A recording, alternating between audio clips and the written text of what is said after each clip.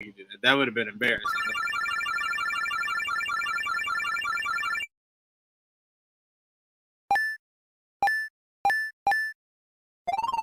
Excellent.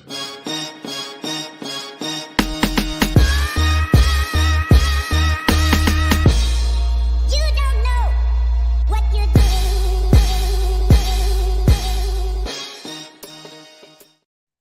Welcome back to an all-new episode of Much to Do About Nothing, the best geek podcast on the planet.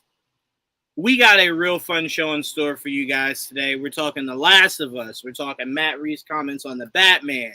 Trevon's got his Mayfair Witches episode 2 thoughts. We got so much stuff to break down. Hopefully, because we're not going to do like we did last time for Ant-Man and Wasp. I'm not staying on live all the way till the Mandalorian trailer drops. We'll just do something for it later on. But so much to talk about. Actually, hold on. Let's welcome in Jamie. Also, what's going on, Jamie? Yo, Okay, I'm sorry. I hate when I do that. When I bring people in too fast, you're like, whoa. Hey, I thought I was good. But I've been like switching computers back and forth, so I forgot to plug in my headphones. So no, you're good. You're good. I'll start with Trevon, then I'll loop back to you. Okay. What's going on, Trevon? A lot of new TV, a lot of things to talk about. Some opinions. We'll see. We'll see how it goes. Yeah. Yeah, I was really upset, Trevon, because a lot of stuff came out. So, it's this show. I can't remember the name off the top of my head. The show that Al Pacino does on Prime. The final season of that came out Friday. The Velma show came out. Not watched that yet. Yeah. I have not watched it either. I've seen some thoughts though. I saw that people have been trashing it. People have been trashing it. Mm-hmm. I will say this. Now, I'm not. This is not me standing on a soapbox at all. But I gotta tell y'all, when it is of color or a female-driven anything, the amount of hate that it gets. Now, mind you, I have not seen it, so it might be bad, right? It might be bad. But damn, do y'all let the clip loose when it is a female-led or person of color anything. Like they are. I mean, I think the last time I checked, someone had posted that Velma had like a 9. And I'm like, bruh, there are movies that are hot doo-doo water that have like at least a 23. How bad was this shit that you gave it a 9? A 9? As someone who's seen the first couple of episodes, I don't think all the hate is warranted, but I also don't think it's very good. So it's kind of tough. Like, I think it's like a straight 5 is fair. I can understand how somebody would give it like a 4 or maybe out of 100, Jamie. Out of 10. Out of 10. I was about to say out of 100. Damn. No, out of 10. Like, it definitely the trailer kind of like people use attacking, which I don't know if that's too aggressive of a word, but definitely like calling out the previous generation of Scooby-Doo watchers, I guess, and saying like, oh, they'll probably have an issue with this because I'm a woman of color now, or I'm Indian, whatever, blah, blah, blah. I'm like, if they hadn't started so like aggressive and like, yeah, we're gonna poke at you, we're gonna purposefully make you guys angry, that I don't think that the reactions to the show would be what they are. And the show is also kind of like that in a way, where I don't know if you guys have seen the clip where Velma is talking with Shaggy and he's talking about like the high kids at school, and he's like, it's like 420 or whatever, and he's like, do you know what that means? And she's like, yeah, people who like still watch cartoons as adults or something like that. Like, I don't know, it's something like, I'm like, they're kind of doing it to them. Yeah, like they're kind of doing it to themselves, and it's not even like funny enough to where it's like, oh yeah, that is me, haha, you got me. It's kind of like, what why? So I don't know. They didn't do that as much in the second episode, I don't think. So I might hang with it for a little bit longer. But yeah, it's not going to be my favorite show of the year. I can tell you that. I mean, I feel like it was shadow dropped to me, the show. Like, felt like it came out of nowhere to me. I was like, I didn't know. I When don't think kind of sort of. like, I don't think it got proper promotion. But then again, I think if you're Warner, you're dealing with a guy who has made it very clear he does not give a shit about animation in any form, right? And B, I just think regardless of how you promoted that show, people made it very clear when it was announced they had no interest in that show. Well, so it was like the announcement, you had like a lot of people like, well, why would we do this? Blah, blah, blah. But then that initial trailer, I feel like that's where everybody kind of jumped on the hate train. So I feel like that they shadow dropped it because if they were going to do a trailer, it was going to be, well, I think they did release another trailer, it just didn't get as much publicity. But all the trailers that they have published, admittedly, the jokes are not that good. And usually you want to put like some pretty, like, not your best stuff for the show. You want to like save that, but like some good things into the trailer. And to have like a lot of the jokes in like the trailers that I've seen released, not be that good. I'm like, I don't know. It's interesting to watch. I don't know. I feel like I'm a part of a social experiment at this point. I feel like they told us that Scooby wasn't gonna be in it, and then I was like, yeah, I don't know. After they told me that, I was like, did you see the screenshots on Twitter earlier today? Apparently, there is a character in the show. This is all speculation because this has not been confirmed. But apparently, there's a character in the show named Scoob, who is a lady that apparently Shaggy will have like common interests, mainly just food, I guess, and they might start dating. So that's the thing. Okay. That's the thing. Now I'm gonna start jumping on the hate train. Wait a minute. Again, I will not. I said Rut-Row Raggy. I will not jump on that hate train till I at least start watching it. I have not seen. I'm gonna watch it, but if that happens, I've watched it. I enjoyed it. I also will say, if it's openly poking fun at the audience, regardless if it's funny or not, right? I have to be consistent. I loved when She-Hulk did it, and I defended it every single week. Right. Even though there were sometimes I thought it was fucking hilarious, and sometimes I thought like it was just doing it for the sake of doing it. I have to be consistent, right? Yeah. So for me, I'm going, if that's what a lot of this show is doing, I'm gonna accept it just for the sheer fact of keeping consistent. Mm-hmm. But for me, I like that, right? I like that as you were making this, you had in mind, no one's gonna fucking like this shit, but oh well. All right. So I mean, again, look, it leans into it. So I will say this: if you don't like it, the fact that I saw it had a score of 9 at one point, you probably won't get more. If you do like it, I really do truly hope that you enjoy what the season gives, and that there is a shot that there's possibly more to come. So it works for both sides. So if you don't like it, it got a 9 at some point. Probably won't be back. If you did like it, there's always an opportunity. It gets better to some people. For me, I like the fact, like when they actually are focusing on more like the mystery aspects of it. I'm like, I kind of like that stuff. So I don't know. I think they need to focus on their strengths, like the comedy aspect. I think they're funny when they're not trying to be funny, which is not necessarily a problem. But like when you're purposefully trying to be funny, like 80% of the time, it kind of is a problem at this point. So I don't know. It's a lot. Yeah. But it's not, I don't think it's like the worst thing I've ever seen. It's just like, okay. It leans, like She-Hulk, it leans into the stuff that people are going to get upset, so it leans harder into it. So it kind of makes fun of the audience in its own right, in its own way. But it does also, I don't agree with everything decision they've made in the show. And you got to have to live with certain things that are very different from what you expect, especially the fact that there's no actual Scooby-Doo. That's why it's called Velma.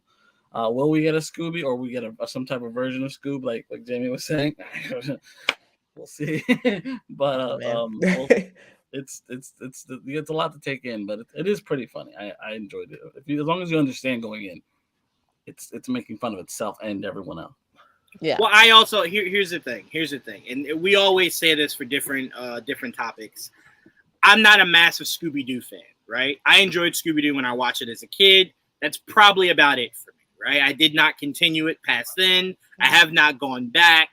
Scooby-Doo is whatever for me. So whatever you choose you want to do, by all means. You want to do a Velma show where there's no Scooby, no problem. Like that doesn't upset me at all because I'm not that invested in Scooby Doo. So I think it'll be better for me when I go into it because there won't be this like you doing a bunch of stuff that I already don't like as I head into it. You know what I'm saying? I'm not that invested. You know what I'm saying? So I can't wait to give it a chance, but there's just too much shit that came out. So it got buried. So I will make time for it. So that I can make sure that it's being watched. But all right. So we were in the middle of introductions, Joel and Mike, when you guys came in, but we were striking up a little conversation, waiting for everybody to file in. So let me go back and do this properly. Jamie, what's going on, Jamie? I'm doing well, you know. Keep catching you off guard. I'm so sorry. I am so sorry. No, you're good. I'm doing good. You know, I saw The Last of Us yesterday with my dad, so that was interesting because he's like very much like a big. Even though he won't admit it, he loves The Walking Dead. So I was curious to see what his perspective was. So that was interesting. Did you tell him that he's getting 3 series this year for The Walking Dead? 3. Oh, he knows. He knows. He's ready. Oh, God damn. When I saw that commercial today, I said, y'all got 3 of these motherfuckers coming out? Y'all just got to stop. Gain 3 more. Yep. Oh my God. It just won't die. AMC is becoming just Walking Dead. That's all it will become known for. Because the original series is getting canceled too. So it's technically they're losing 3, gaining 3. Then you can't even say that they're losing 3 if you're gaining 3 back. You just got 3, right? You're not losing shit. You're not losing anything, right? But no, it's zombie apocalypse. That's among us, Jamie. That's what's happening. We're talking zombies. We're talking pandemics. All the favorite topics. It's all looping. It's all the looping. best things. It's all looping. All right, Trevon. We spoke with you. Joel, what's going on? What's going on? Not much. That was a little frustrating. Marvel not making a proper announcement for ticket sales, right? Like I was frustrated at first, but now that I'm like, you know what, the fact that like it was last minute, not everyone's piling at the same time. Like, well, that's also true. But I was telling Trevon, the danger of that is, I know for us, Joel, when we go, we damn near have the row, right? Right. It's so not I'm like Milwaukee where nobody goes to the movies. So right. Where you look over, I had to beat it over one giant moose to get these tickets. So for me, I'm like, all right, we almost buy a row when we go. So I'm like, bro, picture if there's 8 other people that think the same thing and they just go and buy it like that. And we didn't even know that the announcement was made. So I'm like, it should have just been part of last week's trailer where right after it, you announced tickets are now on sale. Boom, boom, boom. I think ticket sales would have went through the roof because of how much that trailer was talked about. But to not do it with a trailer or some kind of bigger announcement was really weird. I expected it last week when the trailer dropped, right? Right.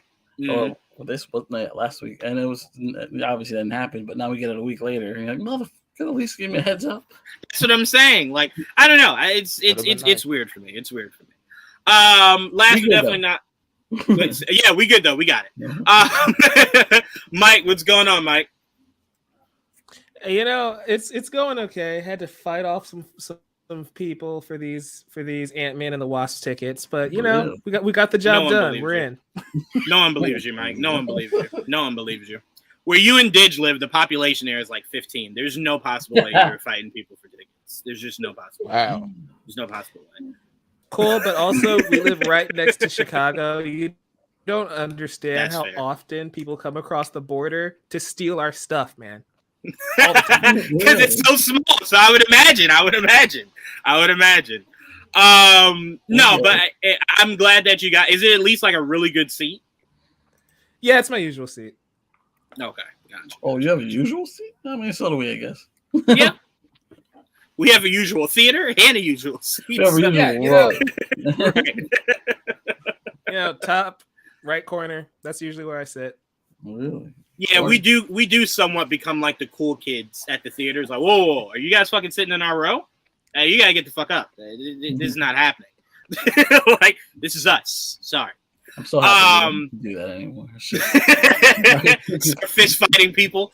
But, all right, let's attack some of these comments. What's up, Lil Wolfie? Yes, DJ Vinny, tickets are now on sale. Please go secure yourself your tickets. I honestly don't like that. It's a whole month away. I would have liked it maybe towards the end of January, heading into February, because now Trevon's point is very valid. Of, are you just gonna give us clips from now until February 16th? I don't need to see any more anyway. So No. But I'm saying, to me, the clips are always acceptable for me when it's like a week or two out, and it's like, okay, cool. A whole fucking month, like it's gonna be everywhere, and I still watch actual television. This shit's gonna be every 5 seconds. You know what I'm saying? Shit's gonna drive me insane. They're gonna autoplay videos on YouTube. Yes, 100%. Yep. That's what I'm saying. To me, I get your point in like, oh yeah, I'm not watching it. I get that, but just the constant of it popping up while I'm trying to watch actual television is what's gonna stress the shit out. What would you rather get? The more Ant-Man and the Wasp footage, or that stupid Whopper commercial every time you watch a football game? Whopper. Whopper. Yes. Nobody wants that. I be hitting the folks on that shit. I mean, it's so catchy now to me. I love it. I look forward to it. I look forward to it. The only thing I don't like about it is the fact that Burger King changed their slogan from "Have it your way" to "You rule." You rule. Yeah. They do it even at the drive-thru. I'm like, what? Thank you. See, this is why you got to go to Chick-fil-A. A person told me I was beautiful today. I was like, oh, thank you. I mean, Chick-fil-A has its own problems. So I'd rather go to Burger King if we're talking that. But hey, I'm sorry. Nobody at Burger King has ever moved the hair out of my eye. So Chick-fil-A does that. So I'm going to continue to go there. Shut up. Were you wearing a wig?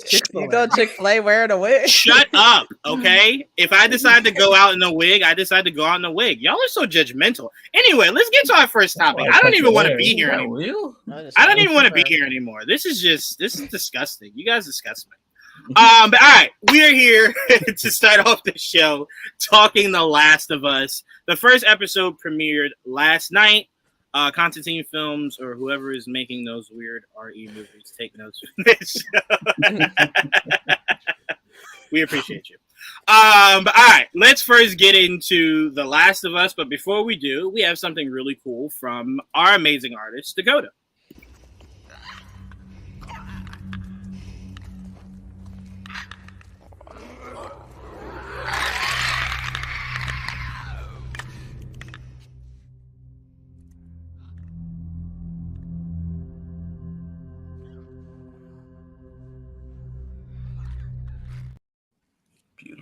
Like to say thank you to Dakota for putting together something so beautiful. Mike, you confused me for a second. I know it's not my best friend Joel's birthday. Who are you referring to? Joel Miller from the last. Okay. This entire episode took place on his birthday until we got that time jump. It did. You know what? I'm going to be completely honest with you. I'm sorry. You had me questioning everything I knew life to be, because I'm like, I assumed it was old. Joel's birthday's in August. I'm like, I know it's in August because mine's in August. Like, there's no way I missed that. Like, did I miss a year or something? Don't confuse me like that. You have me going crazy. You just have to. You have to read. His name is Joel. It's in the thing. It's right there. It's fair. Yeah. That's fair. That is a distinction. Yes, I should have. I should have made the distinction that we have the same name, but we don't have the same name. All right. So it did premiere last night. Like I said before, I think social media, all in all, I've not seen not one negative comment, like overtly negative. I think everyone's kind of been on board. But then again, I think a lot of people that are on board for the show are majority of the audience that has played the game, right? There is a form of being invested. And I'm not saying it like the show's not good without playing the game. But a lot of the conversation last night was the accuracy, right? Was the shot for shot, things like that. So it was just really good to kind of be in the sphere of, it was. I went back and watched the cutscenes last night, Joel, after the episode. And they added things, which was cool. Yeah. They added, and I will say this: Joel does not seem as a little asshole-ish as he does in the beginning of that game. This did give him a little bit more character at the beginning that I really enjoyed. It fleshed it out a little bit more, to make it a show. Mm-hmm. So I did appreciate that. But can we, for a second, before I pass it around to everybody for everyone's first thoughts, can we give a clap to the actress that played his daughter? Holy shit, was she? Bella Ramsey. Applause for Nico Parker. Yes. No, the first daughter. Will become the daughter. Yeah. We're not there yet, Jamie. You're moving too fast. I'm sorry. At this point, he don't even know if he wants to keep her. You're just moving too fast. But no, she did an amazing job. Right? And it felt as heavy as the game felt. Yeah. You know what I'm saying? But I think it felt heavier because you fleshed it out more, right? You fleshed it out just a little bit more than the game did. Go ahead, Joel. I'm sorry. I'll start with you. Go ahead. No, I was dreading the build up to that scene, knowing it was coming. I was like, it choked up in the game. I can't imagine it was going to be like the show. I was like, oh, here it comes. And it was pretty accurate to the scene. I mean, obviously there were some differences, but it still hurt. Like to see it happen at the end of it. You're like, oh god, Jesus. Good idea, I gotta ask you, Joel, and be honest. Was a part of you hoping that this version brought the cake home? Like, at least they had the cake in this version, or you like, damn, they too accurate with this shit. He ain't bring the cake home either. I didn't mind it. I knew they were gonna make changes, and obviously it starts off a little different than it's almost like when I was watching. I was like, it's like an extended version of the actual story, and they made some differences like to the neighbor and all that stuff. But overall, I took like the whole show as like an extended extension, version, right? Yeah. And one of the director's cut, yeah, essentially, yeah. And one of the things they did change was in the show, Joel comes home to see that, craziness has happened. He saw it from wherever he was. In the game, he was next door. Yeah, he was. It was coming back home, right? Yeah. It was coming back home. And it was like, yeah. I know what the fuck is happening next door, but come here, stay away from the doors. But no, I kind of felt like, and Joel, I want to start this off with you. Your first thoughts on the series, but I kind of felt like we know that they have to elongate it, right, to make a show or a movie. We get that. We do. But I really feel like, again, the change is only in this first episode. The expanded version of it kind of just made it cooler to me. You know what I'm saying? Right. Like, it wasn't one of those where it's like, oh my God, bro, why'd you add this? Or why'd you extend this? Like, everything fit so perfectly, and it kind of enhanced everybody just a little bit more.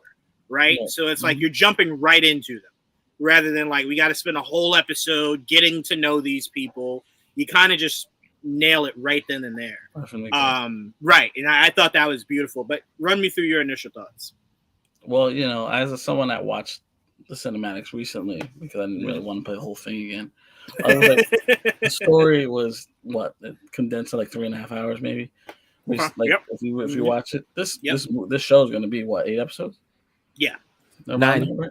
How much? 9. 9? Even better. So like that's like almost 9 hours worth. Maybe a little less, obviously, but that at least you gotta extend it.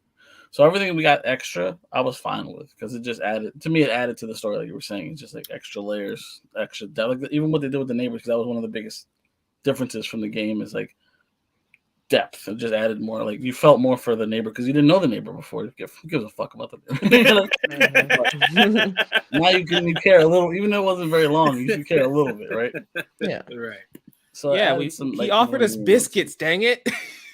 Right. Yeah, and the cookies, the raisin cookies. No oatmeal though. No oatmeal, just raisin. Well, chocolate chip, like she asked for. That's what I'm saying. That's what we want. That's what I want. Yeah, and the dog. We got more. No dog. Love lost. When she asked for chocolate chip, give her chocolate chip. Dang it. Nah, oatmeal raisin. That's that real deal. I mean, she went over to That's her the house big and demanding, I want chocolate chip. I'm like, I'll just take the cookies you got, ma'am. Thank you very much. Thank you. Goodbye. Take the whole plate. You have a good night. I ain't want to Y'all don't need this. Right. I don't need none of this shit. Blood sugar too high. Yeah. Y'all don't need it. No, but just like you were saying, Joel, even the small things like showing her go to the watch repair store. Yeah. Rather than just saying, "Hey, I had your watch fixed," seeing how important it was to her. Because again, I wasn't familiar with it. So when you started off by her going in the drawer and taking money, I'm like, what the fuck is this little badass kid? And it's like, I'm doing it for my dad. And it's like, oh, all right. No, okay. All right. I'm watching you though. And I love that they kept the joke in. I love that he said, "Where'd you get the money?" And she's like, "I sold drugs." And it's like, they kept that in. I love that they kept that in. That was hilarious. The conversation. It's funny because the drug joke is just really funny to me because it reminds me of like, yeah, Euphoria is on this network. That's the coolest thing that could have happened. You know she's about to be in the next season of Euphoria. You see Zendaya and her like dap up, walk away. Like, where'd you get the money? It was drugs. She went to that high school. That was That's where the zombie invasion started. That fucking nasty ass high school. Anyway, but it was so. What I appreciated was I feel like the game kind of brought you in from a standpoint of anytime you see someone that young, killed on screen, it hits you. But I feel what the show did was it made you invest in her, right? So that when the inevitable came, it hit you so much harder because you're like, damn, she couldn't at least made it into episode 2. And it's like if you didn't play the game, you're saying that like, damn, a little bit longer. We didn't know it was coming. You're like, oh fuck, that was cool. Yeah. So I mean, for me, that was tough. And then what was even tougher was watching the cutscenes. And her death was so accurate to the game's version of it, down to the no, don't pick me up. Like this shit fucking hurts. Like everything. His brother kind of going, hey, Joel, it's it's done, bro. Like, just so much of it was just like, damn. I don't know how Pedro Pascal gets all these roles, but one thing I can tell you this man knows how to do. To be a protector of children. That motherfucker he owns it. I mean, I think he has that in every contract. Pedro Pascal killed that beginning. When he was trying to save Sarah, I started tearing up. I was like, yep, he's doing it. That's the one. Give him all the awards. I'm excited to see the rest. You know what's really hurtful, DJ Vinny, is that I don't think the awards take shows like this seriously, but there's no way you see the performance it looks like he's about to give for this season and not nominated at all. You know what I'm saying? But I don't think they take shows like this seriously. But I think he's about to give us. I mean, shit. I thought he gave us an award-winning performance in Mandalorian. The last episode of the last season, saying goodbye to Grogu and all that, it fucking had me in tears. And that motherfucker only took off his helmet the last 5 seconds of that episode. This man acted the whole series without taking off that helmet. Right. That's what I was about to say. Most of that's probably just the voice. Probably somebody else in that shit.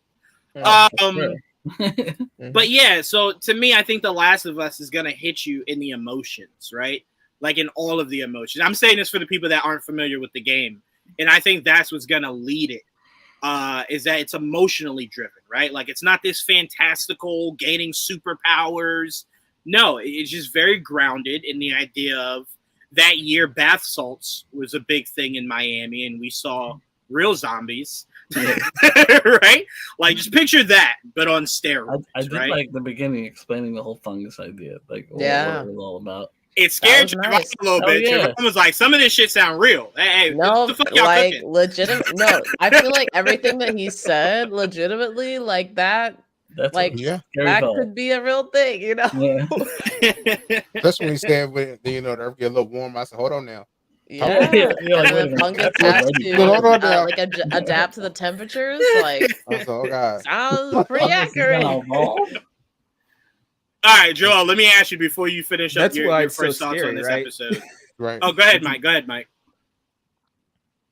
Oh, you just saying. No, I was just saying that's why it's so scary. Is because it's rooted in science. Like this is a real thing that does happen. It's just the evolution of it won't affect humans. It's like, no, this game has now sown the idea that it could happen to me.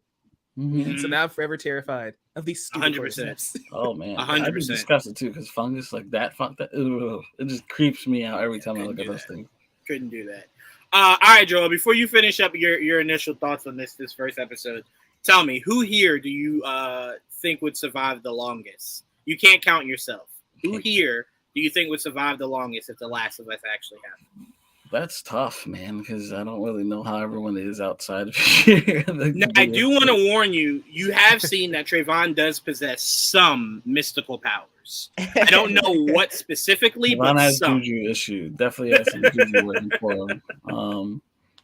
Jamie seems very independent, so she'll probably hold her own. It looks like Mike is at least smart enough to get around. Jawan would die for sure. Almost immediately. Everybody, I like the Almost analysis. immediately. Like, oh, you're capable of this, you're capable of that. Jawan, you're dead. I'm sorry. No, he just knows me well. He knows He don't like leaving the house. So immediately. just imagine no car, done. Yeah, immediately. It wouldn't with car, without car, immediately gone, done. You serious? Come on now. You need cardio to be able to survive shit like this. Yeah, I have none. Yeah, I have none. I have none. As soon as I see it, I have to run. Hey, come You here. need to be able to at least do one pull up. I am fucked. I mean, I could do mean- one, but after that, I don't know. I couldn't do the one. I could maybe do half the one. Like I get up a little bit, and you got to kind of Yeah. hoist me more. I can There's do a lot that. of climbing. It there's a depends. lot Are we of talking running. about reverse grip or just regular grip? Because reverse Either grip, way. I got Either that. way. I got that. I could do that. I'm gonna be honest with you. I How do did you what for they your call. life grip. How good is that? I don't know. All right, so essentially, Joel said none of us would survive. I agree. I'm with you. I'm staying away from cliffs. Let's see what He's DJ summer. Vinny says before we go back to Joel. When the bath salt thing happened, I was ready. I was like, it's about time. I had weapons ready and everything, but false alarm. I guess I'll keep waiting. I'm telling you guys this right now. For a lot of you listeners, you might not know who he is. Some people here on the show, you might not know who he is. But my good friend Pete from Pete's Basement, I will immediately go to his house. That man has every possible weapon known to man. No, He's ready for anything. So He's Brooklyn, ready for that World night. War III, zombie invasion, the Purge. Pete is just ready. Oh, yeah, Okay, Pete's- that's yeah, the first place I go. We're going to Pete's bunker for sure. We're going to Pete's bunker. I'm good. I ain't worried about that. Pete will have the Of course. pizza and the weapons and figures. That's like fucking. Are you serious? That's Christmas for me. But no, all jokes aside. So Joel, this was very enjoyable for you seeing this come to life. Oh yeah, 100%. I can't wait to see how the rest of the story takes place, like what other changes they make and how much more they elaborate on other smaller parts of the story and how they actually film the action sequences that you're used to playing. Now you're actually watching it happen. Like, because there were moments where it was creepy as fuck, right? So we're not there yet. What you saw was not even close to what we're like. You're eventually going to get. This game the show should get way more intense as we go on because these things are fucking disgusting and creepy as hell. So let me ask you, Joel, Only the how freaked out would you be if you get to episode 3 and they're like, now connect your controller? You're like, whoa, what? Gotta play this shit again? That's pretty dope, right? I can play it again. I'm like, oh, the graphics are so much better these days. Doesn't that kind of like a little bit frustrate you that we're not there yet? That you could have a show that's based off of a video game that is playing out the show, and then they give you moments to where you can like sink in and play it, right? And nothing changes because this is following it almost to a T, right? So it's like a lot of this will be legit shot for shot. Well, You're that's just why playing it now. because you're not because those you control that narrative, right? How Right. the gameplay works. So seeing how they decided to do it is going to be fun to see how they do those scenes that we've had to play through, but they're gonna live through. You know what I mean? Mhm. Now, look, if we're talking accuracy here, we got to be fair. There has to be at least 6 or 7 times Joel and Ellie die, and then they respawn from the same spot. Yeah. I need to There has see to be Joel a pull the health pack and start tying his arm up every time I Oh feel yeah, my I health. want to see that Kira Scrounging for bullets. See him get riddled with bullets and then the health pack immediately heals. That's what we That'll need. do it. I need that, or you're not accurate, or we got to Oh, stop man. lying to ourselves. If you're not willing to show us that you died and respawned, then where's the accuracy? Where's the accuracy? I'm just saying, be fully accurate. If this is the accuracy we're looking for, I need Ellie to just be standing there while you're in the middle of a gunfight. Like the bullets just go straight through her because she's the NPC. That's accuracy. Just Shout out to The strafing Last back of Us and Part forth. 1 taking that entire element away. That was so stupid. She's just standing there, bullets going straight through her. Yep. Just standing there. Like soak up more of them, Ellie. I'm getting hit with way too many of these. Soak up more of them. But all right. So Joel, you ultimately did enjoy it. The accuracy kind of lived up for you. You're just curious to see where they kind of take some liberties going forward. Yeah, I mean, they're going to take their liberties. They took a lot here, more than I was expecting, but none that I was upset about. You know? Right. Jamie, one scene I really truly enjoy. I enjoy the simple things, right? Like I don't need an overt fight scene or whatever. I just enjoyed when he woke up and she was like, "You mumble in your sleep," and then he's like, "Yeah, whatever." And then she's like, "What does this song mean?" This song came on over the radio, and he's like, "Are you serious?" And she's like, "Nope." But now I know what the code is, motherfucker. Yeah, Gotcha, she's bitch. like, "Wake me up before you go. What's that about?" Yeah. He's like, "Oh God, I know what 80s meant. not wake me up before you go." I love that so much because to me, Clever those are the small things that help develop a character to whether they become overtly annoying or overtly adorable. And for me, that was one of those like really adorable moments where it's just like, she got The you. mumble bitch. line is in the game, I believe. Oh, really? Is the standoff in the game where they were standing off in the hallway talking to each other? Where he was like, "I want my car parts," and she's like, "Well, you got to get the girl safe." No, that wasn't it. No. Okay. So. Because I love when he had the foot on the knife, and she's like, "Hey." No, go ahead, Mike. I'm sorry. Go ahead. No, I was just gonna say that interaction is not in the game because that's not how they meet. So what happens in the game is they go to fight Robert, and that becomes a whole segment where you've got to kill all the goons and stealthily infiltrate to interrogate Robert. In this version, Robert's already dead because Marlene's already there, so we never see that happen. The interactions are completely different. Got you. Okay. Well, I liked how this did because she had me in tears, Jamie, when she said, "I can take care of the girl. It's fine." She said, "You don't have a fucking ear. Shut the fuck up." That was the one moment my dad laughed during the whole episode. Because I didn't notice that a part of her ear was missing until she said it, and it kind of gave you a little close up, and you're like, "Oh shit, you are missing an ear." That was funny. You should shut up.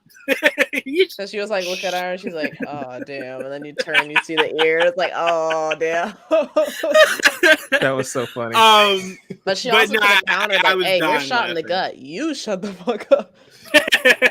Like we're both shot. Okay, I lost something that was expendable. You didn't. Right, exactly. Right. You want to talk that to Marlene? That's on you. Wait, and then I love when she's like, Jamie, when she's might as well. When she says to Joel, she's like, yeah, can you guys like figure this shit out? I'm only bleeding out here.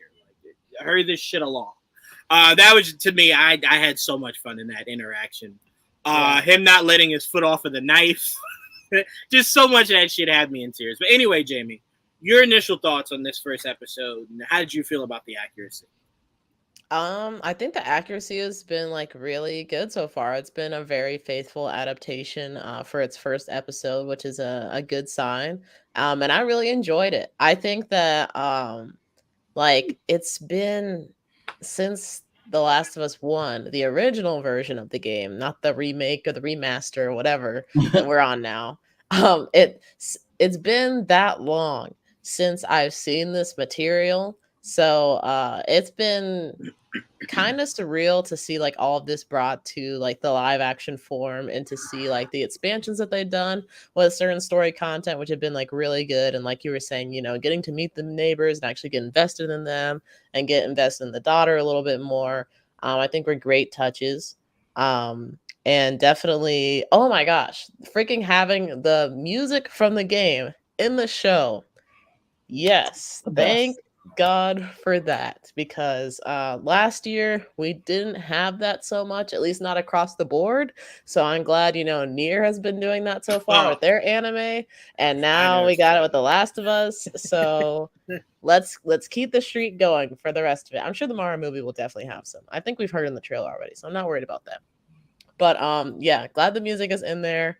I had a lot of fun with it. I liked getting to meet like these new I guess imaginings of like Joel and Ellie and Tess, and Joel's daughter and Tommy, which now that it's so weird because now that I've experienced like The Last of Us 2, certain characters like Tommy, for instance, I'm just like, bro, I don't like you. I don't like you. So I know you're not gonna die, but I hope somebody punches you really hard. I don't know. Like I hope somebody hurts you. But I want to ask this really quickly, Jamie, without giving spoilers, because there are people that have never played the game and they kind of just want this show to be their introduction. So without spoilers, do you think for the sake of the show, right, and how popular it looks like the show will become, do you think they may change deaths from part 1 into part 2? They're like, they might keep certain people, again, no names, but they might keep certain people alive for the pure entertainment factor? Or do you think they will hold up with how accurate it's been so far and keep everything exactly like the game as far as like people that actually do die?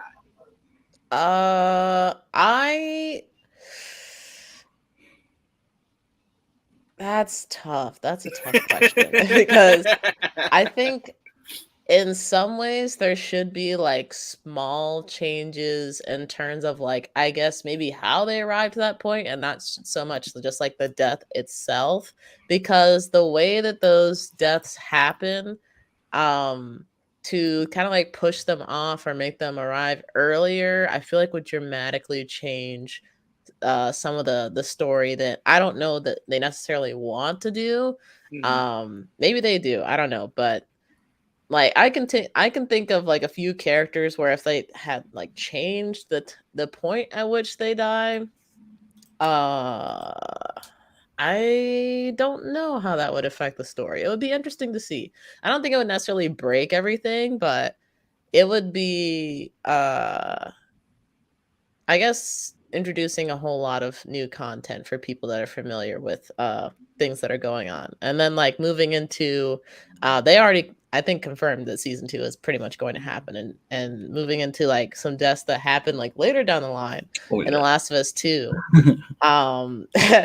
I talked about this with some people before, and I'm like, I don't know how they're gonna handle some of the things that happen in that, because it's like a waste of a talent's potential, I guess, to have some people leave at certain points. So for at least as far as The Last of Us 1 is concerned, I think we'll pretty much see everything play out in the same way. The real question is, will the rabbit be in it? The rabbit? I'm lost. That's Mike, do you know who that is? I saw what Jeff Keighley said, something about a giraffe, and I said, "Listen, I don't Oh, know the giraffe. Oh, the giraffe scene was cool. The giraffe scene was cool. I don't know what the hell y'all talking about. I don't know the rabbit. Lost to Trevon. Let's not spoil the giraffe, but I don't understand the rabbit comment. Yeah, I'm trying to understand it either. But Jamie, so the reason why I asked you that, Jamie, is my dad was telling me. My dad is a massive fan of The Last of Us. Played both the games, beat both the games, I believe. Loves it. He could not wait for this, right? Mm-hmm. So he kept telling me how you could do multiple seasons of just part 1 before you even get into anything for part 2. Mm-hmm. So then my question was... I know the rabbit. I'm sorry. You know the rabbit, Mike? It's not a spoiler, is it? I can't say it. Yes, okay. I can't say it. Okay, cool. For Trayvon's sake, I'm not going to say it. Okay. All right. So he thinks there could be multiple seasons before you get to part 2. But my question for him was, if you do that, will you start treading into what Game of Thrones was doing, to where you were essentially creating stories for a part of a book that hadn't been written yet, right? That was still being written. So you had to essentially just kind of make some shit up. You know what I'm saying? So Well, I like, think as far as that goes, like they could do that because Neil Druckmann is on board, and I believe he's one of the executive producers. And Yeah, he I'm not is. sure if he's a part of the writing team, but if they wanted to do that, I think it's possible they could do it because, you know, this is like Neil Druckmann's baby, his universe. I'm sure that there are plenty of things that he didn't get to put into The Last of Us 1 that he could put into like a season 2 or whatever it may have you as far as like the first game is concerned. Right. Yeah, I could see an expansion of like things we haven't seen before. I'm sure there probably will be. And how many years is it between 1 and 2? That's Forget. a good question. while you think of that, I will say really quickly, just to stay consistent, I did not like the 20 years of passed. I was don't wild. like It's- I don't like the large time jumps. I don't like it at all. Well, that's the game. That's too, in the like, 20 game, years. man. Yeah. No. I'm not saying it like it wasn't accurate. I'm just saying it like whatever forum it's in. I hate massive time jumps. I just do.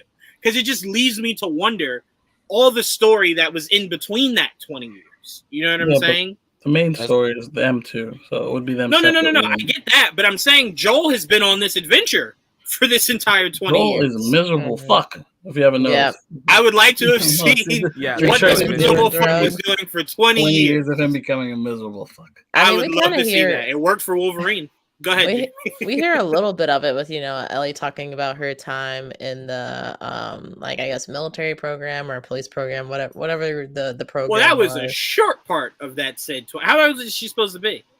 Well, she's what 14, something like that. 14? 14, Oh, okay, I'm 13? sorry. Okay, I'm sorry. Yeah. I had no Ellie's context 14. on how Yeah. she was supposed to be in the game. Okay, gotcha. I think Yeah. she's 14 in the game. So I think they will get more into that as things progress. But I honestly I feel like we would run into like some uninteresting stuff if we saw that because, you know, it's just him surviving. Like Right. that can be dramatic, but it'll pretty much be The Walking Dead if we saw all of that. You Well, know? yeah, no. Don't get me wrong. I'm not saying I need to see it. Be It's careful just what when you ask for. We'll skip. get a spin-off and it'll become Fear, No. The Last of Us, and we're gonna get No, 20 it's just episodes, like you'll get exactly what you want. it's just like an end game. I didn't need to see the 5 years. I just hated that it skipped 5 years. You know what I'm saying? I don't need to see it. But It's just that's what my brain automatically goes to is like when you skip that much time, what the fuck were y'all doing in all this time? You know what I'm saying? Like, was there any crime that the Avengers had to assemble and stop? Like, you know what I'm saying? My brain goes there. So when you skip 20, I'm like, well, fuck, that's a lot. The First before of The Us Last coming. Us, The First of Us. Yeah, there had to be a beginning before there was an ending. the rest of us. That's The gonna be rest of third The us. the rest of trilogy. us. Sestevez for the rest of us. But anyway, Yeah. so Jamie, so you did enjoy it. You did appreciate its accuracy so far. Yeah, I liked it. It was interesting watching with my dad because, like I was saying, he's a big Walking Dead fan, or I guess closeted Walking Dead fan. And I kind of asked him what he thought about the episode, and he was like, "Oh, you know, kind of slow, not a whole lot happened." I was like, "Well, it's the first episode, you know, got to set some things up." And I think they had some a few action moments here and there. So I don't think we'll have the same calmness that we did in this episode for probably a few episodes to come. You know, it gets kind of crazy at this point, Right. especially now that we know that, you know, Ellie's immune. So we're digging into it. We are That was the indeed. first episode. Bam. Yep. And Mike, as I pass it to you, part of me, Mike, was a little frustrated when she told Ellie, like, hey, don't tell anybody about what's going on with you, right? My issue with that was if you want him to get her somewhere, you have to imagine there might be checkpoints at some point where they're going to scan her to see if any of them are sick, right? What kind of fucked up position are you putting Joel in when that shit triggers? And he's like, I didn't fucking know, guys. Like, I had no idea. I had no idea about this girl. Well, Like, do you want me to shoot her? I shoot her Well, for you? Like, remember- I didn't know, I swear. Go ahead. I'm sorry. Go ahead. No, I was gonna say, remember the entire reason she has them to do it is because they're smugglers. she was Right, she exactly. kept saying, "I know what you're capable of, and you can handle this task." So she was Mhm. expecting them to not get caught on the first 5 minutes, as they were leaving the town. That's more on Right. Joel, screwing up. Less on Marlene trusting Whoops. that they wouldn't get caught. But I will say on the flip side of that, I'm glad they kind of got it over with now. So now it makes it interesting any other time they face a potential checkpoint where it's like, I'm going to have to kill this motherfucker. I'm going to have to shoot this guard. It's like, Oh, for yeah. what? Yeah, he's going to scam us. I'm going to have to shoot this guard. They shouldn't be going directly to places like Yeah. that. But no, Mike, walk me through. You got a chance to check this out a little earlier than we did. How did you feel about this first episode? Well, yeah, I can actually talk spoilers now on episode 1. It was awesome. I love the beginning. I love the intro of them setting up what actually is going on. As far as this pandemic, I thought it was very fascinating how they avoided, in the game, spread through spores, and it's an airborne pandemic, which is very similar to what we go through now with COVID. So I thought it was very fascinating that they were like, yeah, we're not gonna do that. We don't want to trigger anybody's PTSD for COVID while you're watching this show, which I appreciated. But yeah, you cannot trust the fungus this time. That's only in Mario. But I thought the cast was great. I think Pedro Pascal, fantastic actor. Bella Ramsey, I love the moment we meet her. You're just like, yep, that's Ellie. I'm sold. I don't need to know anything else, right? Like, she is that good and that electric from the first moment you see her.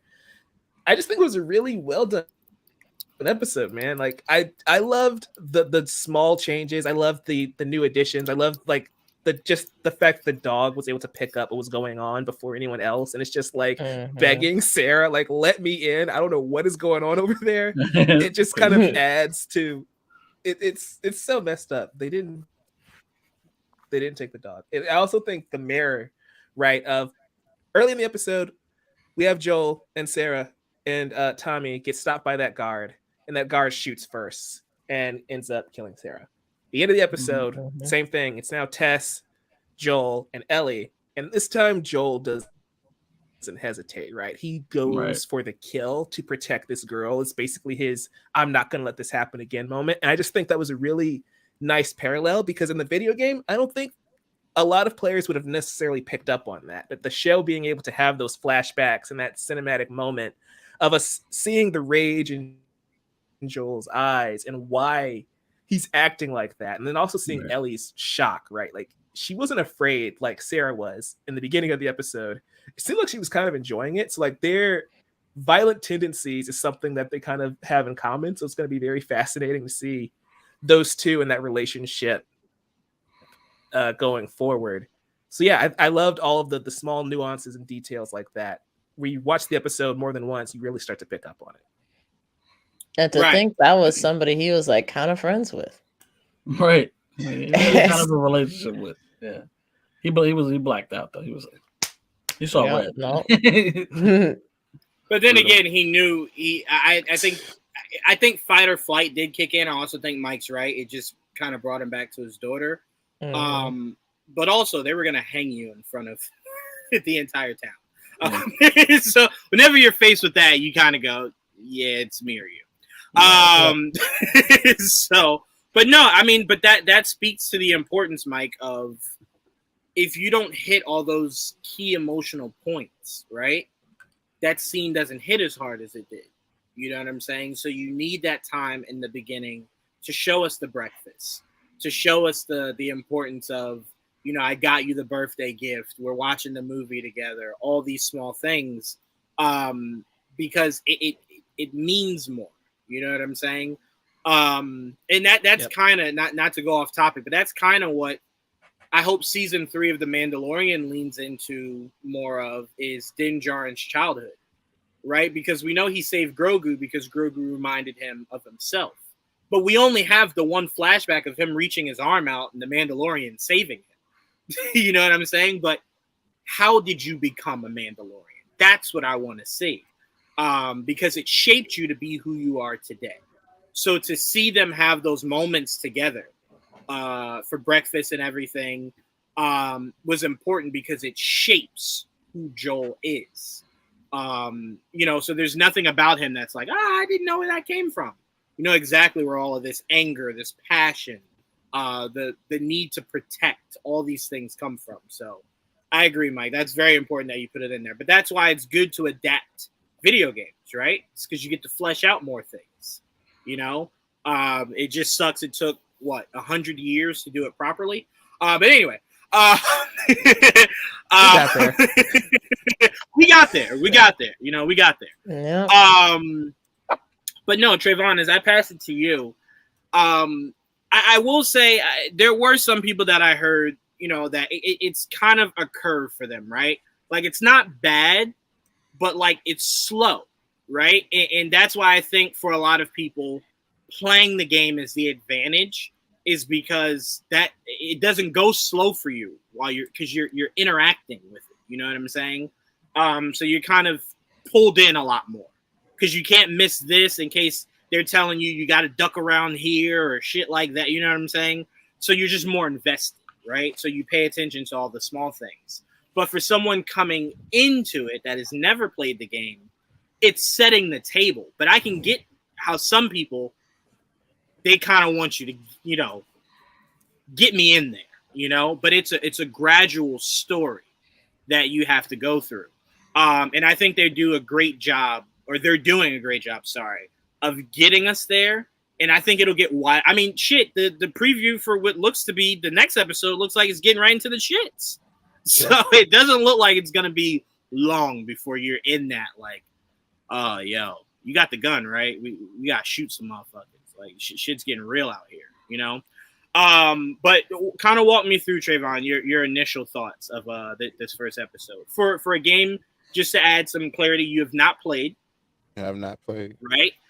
Also a game, I was warning you, I did not think was your cup of tea. It was this game. But walk us through your first thoughts on this episode. Okay. I'm pretty sure I prejudged this. I didn't even know this was about zombies. Let's start there. Oh, okay. When I first heard about that, when I first heard about Last of Us, I was like, okay, I didn't read into the title much. I was like, okay, it's a game I hear people talk about a lot, but I never dove into it. No idea. Think about me with God of War as well. I thought it was about a guy in war. I didn't know he had abilities and shit. So that's how I don't dive in. Well, to be fair, hold on. To be fair, you're not fully wrong because I feel like all 900 of the other God of War games, it was structured more so as a war. Oh. This just seemed to be more so in the peaceful times that are leading up to the war. I mean, if I had knew that he had the ice axe and all that shit like that, I would have been jumped in. I didn't know he had that type of shit. I was like, he's just fighting with like swords and shit. I don't want to do that. Like that's how I looked at it. I love how the line is drawn where axe cool, sword boring. No, powered axe. It was just a regular axe. The ice axe. Okay. Yeah, it always has a set of powerful. Yeah, I didn't know that. I didn't know that at all. So with Last of Us, I was like, oh, it's another zombie thing. Yay. Another thing like that. Like I didn't even. I know I hear about the cutscenes all the time. I didn't even want to go look at that. I just wanted to see what this show was going to give me. The beginning of the show, him sitting down there talking, that scared the shit out of me. I was okay. See what y'all doing here, but set the tone of, yes, this can happen to you. Sure can. Yep. And then how the show started and how what happened to. This is how confused I was watching. I was like, who is this little girl? I was like, who is this? I thought it was this Ellie girl. Who is this Sarah girl? Like, what is going on? What is this? What is this? So when she died, I was like, oh, okay. So when we get Ellie? I was like, I don't understand. Like, all the daughter kept talking about Ellie was cast and Joel was cast and Tar was cast. I hear nothing about Sarah was cast. I don't know who the hell this Sarah girl is. So that was me. I was like, oh, okay. So she died. Yay, cops. Good job. So they did that. And I was like, interesting. It's just sick. It's just I was like, God damn it, cops killing a black. Look, ambiguous looking kind of black girl. I was like, Yeah, I was low key like, they killed damn, her. they're really Of course gonna they make the killed her. first death be a black girl. I was like, of course they shot her. Yep, of course. She was white in the And game. The hell? I will. She was Yeah, great, looks though. exactly like her mother. Like exactly like her mother. Shout out All in the Game. yeah, she did. I will say, Trevon, I did not remember how she died. So I thought it was Oh, like okay. she got bit, right? So it wasn't until I saw it and I was just like, ew.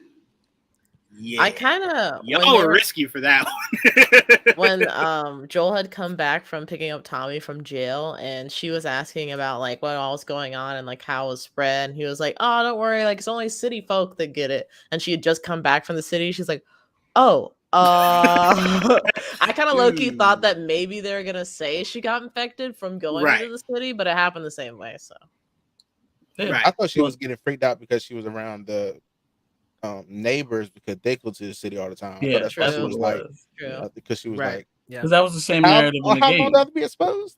What also didn't help watching that old ass lady start freaking out in the background. Yeah, Like you no. see over her shoulder. Bro, just, my dad Yeah. didn't see that. I was like, you didn't see her going like, Yeah. like I was like, how did you not see that? Having a seizure back there. yeah, Yeah. it was creepy as hell to look at. It's just like, ew. Damn. Bro, I don't know if she was doing all the falling and stuff too, but like if she was, like I need to know what she's doing to not like break a hip or nothing, because I was impressive. Oh, Like, no she was way in doing all hell the that old stunts. lady It had was to be doing all them CG. falls. Hell no. No, not CG. You just had someone that dressed like her and put on Maybe. the Yeah. Maybe. put on the prosthetic. Maybe she's a talented woman. We don't know. I have to look it Hey, up. if she's risking hips out there, God bless her grandchildren. That's what I'm saying. Grandbabies will be I mean, living they off good that at, they last good at with investment. prosthetics and stuff now, like fat suits That's and why I stuff. assumed it was probably They're good at all that prosthetics. stuff, so.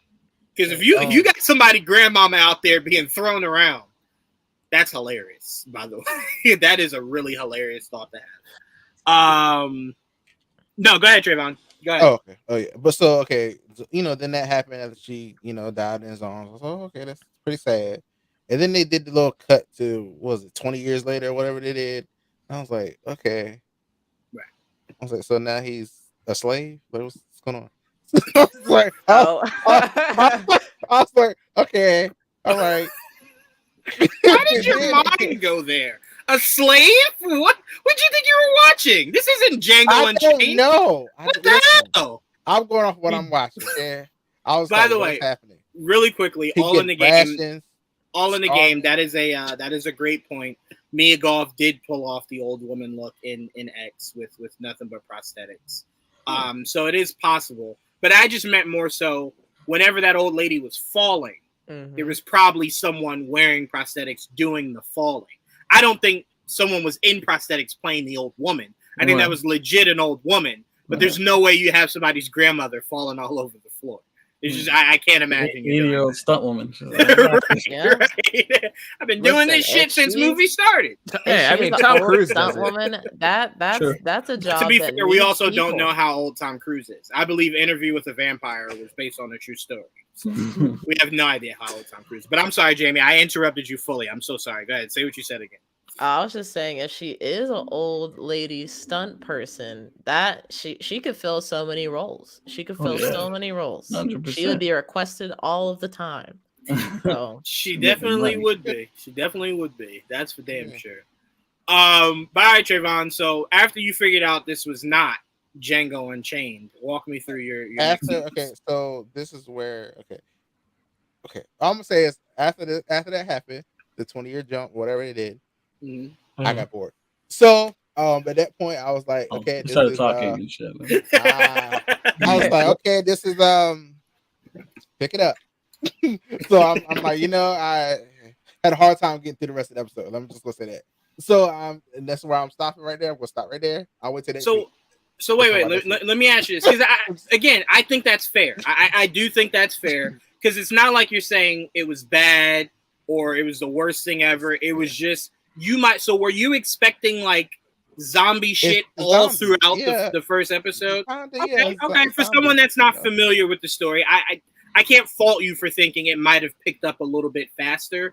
But now you're in for a ride. mhm. I Do you think feel because that? I was like, so y'all jumped 20 years. and ain't nothing happened. Y'all just Well, chilling I in think they're here? secluded. I think they're secluded off. I think they're kind of boarded Yeah. off. So Where shit for doesn't get in. context, yeah, Mhm. they're in a quarantine zone. So the end of the episode, you see them step outside of the quarantine zone. Right. And that's where the infected and the clickers and the bloaters and all that stuff is. So this entire episode does take place in a bubble, essentially. Right. So It's the yeah. quarantine zone. The safe To be place. fair, all in the game. To be fair, and I don't want to speak for Trevon, but I do want to speak on behalf of him. I don't think it's a short attention span. I think if you told me I was watching a war movie, right, and I had no idea about the history of that war that the movie's taking place in, I might walk into that shit thinking, y'all ain't shoot a motherfucker yet. It's 10 minutes in. Where the blickies at? I might think that. And it's not a short attention span. Wait, so You just thinking that might just be the It's still an premise of what I'm watching. hour Like, and a Yeah, it's half like long. an You know what I'm saying? expectations thing. It's like Yeah. what my dad was saying, he's like, it's kind of slow, there's a lot of talking. I'm like, oh, we'll get Right. there. We'll get there. We have to establish some Game's a lot things of first. talking. it, too. Yeah. right. it's Yeah, why but I again, never like I refer to said- The Last Oh, of go Us ahead, Mike. as a zombie story, though, right? Because Right. Yeah. the clickers are zombie-esque, sure, but that's never the point of The Last of Us. It's really a father-daughter drama adventure story Right. rather than a zombie story. So Right. No, I yeah, get I feel you, like that but just you- comes down to just how as people dangerous explain in it that- too. In that world. You know what I can compare it to, Mike? You know what I can compare it to? You know how for the longest everyone assumed whenever a Star Wars movie came out, a lightsaber had to be in it. Right? And we're starting to see more and more projects where it's not lightsaber, it's not Jedi or Sith driven. They're showing you that other motherfuckers exist dark in the saber. galaxy. Well, yes, you're talking about just one other thing. But it's alluding to the fact that you're used to one thing based off of what you assume this to be. But once you see it, you're like, okay, Andor was great, and not a motherfucker had a lightsaber in that shit. You know what I'm saying? But you gotta see it through first, and then kind of go, okay, I can get used to a world where you're maybe doing things where it's not all lightsaber driven. But to me, I don't. Oh, go ahead, Trevon. I'm sorry. To put in context of me, so you understand me a little bit, I did not finish Andor. Oh, Yeah, that doesn't shock me. Yeah, that doesn't. I shock did me. not. It's I good, couldn't keep So- going. I couldn't. It is Like, I slow. could- I will admit it is a I was slow like, show. that is- Story-driven story. Yeah. Mm-mm. Right, but again, I can see how that's not I've got somebody's a question for thing. you, Trevon. You know what I'm saying? Mhm. Swan didn't like it either. It's okay. I did. So, I did like Andor. we talked like- what? It's Go okay. ahead. Go ahead. Uh-oh. Yeah, I was just going to ask Trevon. I know we were talking a few weeks ago, and you were wondering if you should play the game. Now, seeing essentially like the prologue and the opening moments of the game, but you thought it was slow. Since the game does have more action than this episode, would you be willing to try out the Last of Us game? Do you think that might be more your speed, or are you just like, yeah? I feel like he's got to see the second episode. Before This he is very decides. much pushing me farther away from the game. To be honest, like I was like, yeah. Right. You Which, just I mean, call that's- it. You just call it a father daughter, whatever you just said, adventure Adventure. game. No drama. No. That just pushed me even farther. No. I'll can't. wait Well- till like maybe the second or Mhm. third episode, and then ask you that Mhm. question again and see what you think. Just watch Well, the show. wait. To be fair, Trayvon, what I think Mike was alluding to is this isn't a show about zombies like how The Walking Dead is. But I think what he's trying to tell you is that the game plays differently than a elongated story would be giving you for television, right? Because it's Yeah. building up to the story. The game has to be faster paced. You know what I'm Yeah. saying? Because you're living out each of these moments Yeah. rather than watching others live out the moment. That's why I said that You know what I'm the saying? show felt like an expanded version of the game because they didn't get into a lot of what the show gets into because they have to get to the point so you can play the game. Like- Yeah, Right. it goes back So, to what I mean, I look, was saying about that Go ahead. sequence where Joel first meets Ellie. Sorry, Right. something's going on with my headset where there's like a 5-second delay, so I never know exactly when someo's talking. So sorry. no, you're good. No, You're good. We're I quiet. can hear you. You're good. Yeah, you're good. Go I'm ahead. gonna just start moving my mouth sometimes just to trip you up. Gave me Oh. No, but it's like I was saying during that sequence where Joel first meets Ellie, right? Mhm. That is an action sequence in the game. Joel Yeah. takes all those dudes out, and the story would feel like it's moving at a faster pace, a faster clip, because you're playing through that segment taking all those dudes out. In the show, we just cut and they're dead. And Joel had nothing to do with it. And that's what I mean by the game feels a bit quicker in that aspect, because there's the story moments, but then there's the action moments that you play through. And it feels like the show at this point is just the cutscenes where Joel arrives and the action is already done. It's over. And I think even the showrunner had mentioned like a week or like a couple weeks before the show had come out that they were grounding the show and not like having as much violence and like blood and gore as the game has, just because it's like they want people to actually like Joel and Ellie and not feel like they're psychotic and like enjoy killing people, I guess, which I guess is a fair point. So there's definitely like more of that, more of those kinds of experiences to be had in the game than there will be in the show. I don't know if that's a good or a bad thing quite yet, since like a lot of people, like some people on the panel, and my dad and like other people on the internet seem to think that this first episode was like a little bit slow. So I guess we'll see if that decision pays off. Okay, guys, so we're gonna get ready. They're about to air the Mandalorian trailer. So we're not gonna watch it here. What we're gonna do is we're just gonna mute ourselves, watch it in the background, and then come back on here and talk about it. Okay. We don't have to mute ourselves, but I'm not. Wait, say it again, Joel. So I'm gonna mute myself. Oh, that's fine. But I'm saying everybody doesn't have to. If you guys wanted to say something as it was happening, I want y'all to hear. If I have some shit to say, I want y'all to hear me. Because again, I want to remind you guys we're video and audio, so it's kind of important. We don't have. It's on ESPN. ESPN, okay. And I don't know how fast they'll upload it to YouTube as it's being premiered. It'll probably on Twitter ESPN. before it be on YouTube. Yeah, probably. Well, all in the game. To be fair, I don't think it necessarily. Oh, I'm sorry, Mike. Go ahead, put it back up. I don't think it necessarily had to do with how long it is. I just think it's like, to be honest with you, I know a lot of people like myself. I couldn't get into the Lord of the Rings, right? Now, again, I believe that franchise was more about the journey than it was about the big spectacular fights and whatnot, right? But for me, I couldn't fucking do that journey. Like I couldn't. It really took me out of it. So I think for certain people, it's just the journey that seems slow. Because the shorter episodes, still, if it's not action packed, it still might not just be for certain people. So I think we'll just have to see how Trevon feels after the second episode. That should be more action driven than the first one was. I think it's worth noting. Yeah, I think it's worth noting. Great podcast, by the way, to check out is the Last of Us podcast released by HBO. It's like a companion piece that you listen to after each episode. Mm-hmm. So the creators were saying that this episode was supposed to end at the 20 years later. It was supposed to just cut right there. But a focus group said, I'm not going to watch the next episode because Ellie doesn't appear yet. And it's like, why would the episode end there? And so I think it may feel a little long for certain people because they essentially stitched part of episode 2 onto the end of this episode to make it flow a little bit. Hold on, I can hear it. Right. Yeah, trailer. Somebody can hear it. Somebody want to. Okay. Yeah. Let's see. Y'all watch the trailer. I don't care about Mandalorian, so this is going to be 2 minutes of me sitting here filling the space. Oh, you don't care? Yeah, I'm not on ESPN, and I can't download the Spectrum app probably fast enough, so I'm just gonna keep my eye on Twitter. I could watch ESPN. Let me see. I'm surprised the Cowboys are shutting out the Bucks, though. At least at halftime. Does it say halftime? Yeah. I don't really like either team, so it's a lose-lose for me. If both can get eliminated, I would be totally fine with that. There we go. Now that's an idea. Now that's something I can get behind. Oh, yep, they just dropped it on Twitter. Okay. Figured they would. I'm assuming it's on the Mandalorian's Twitter.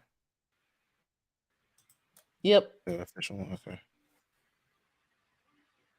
All right, there we go.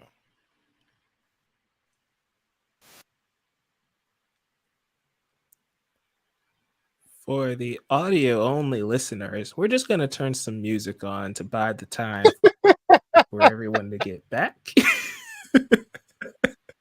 Here's some Lofi brought to you by StreamYard.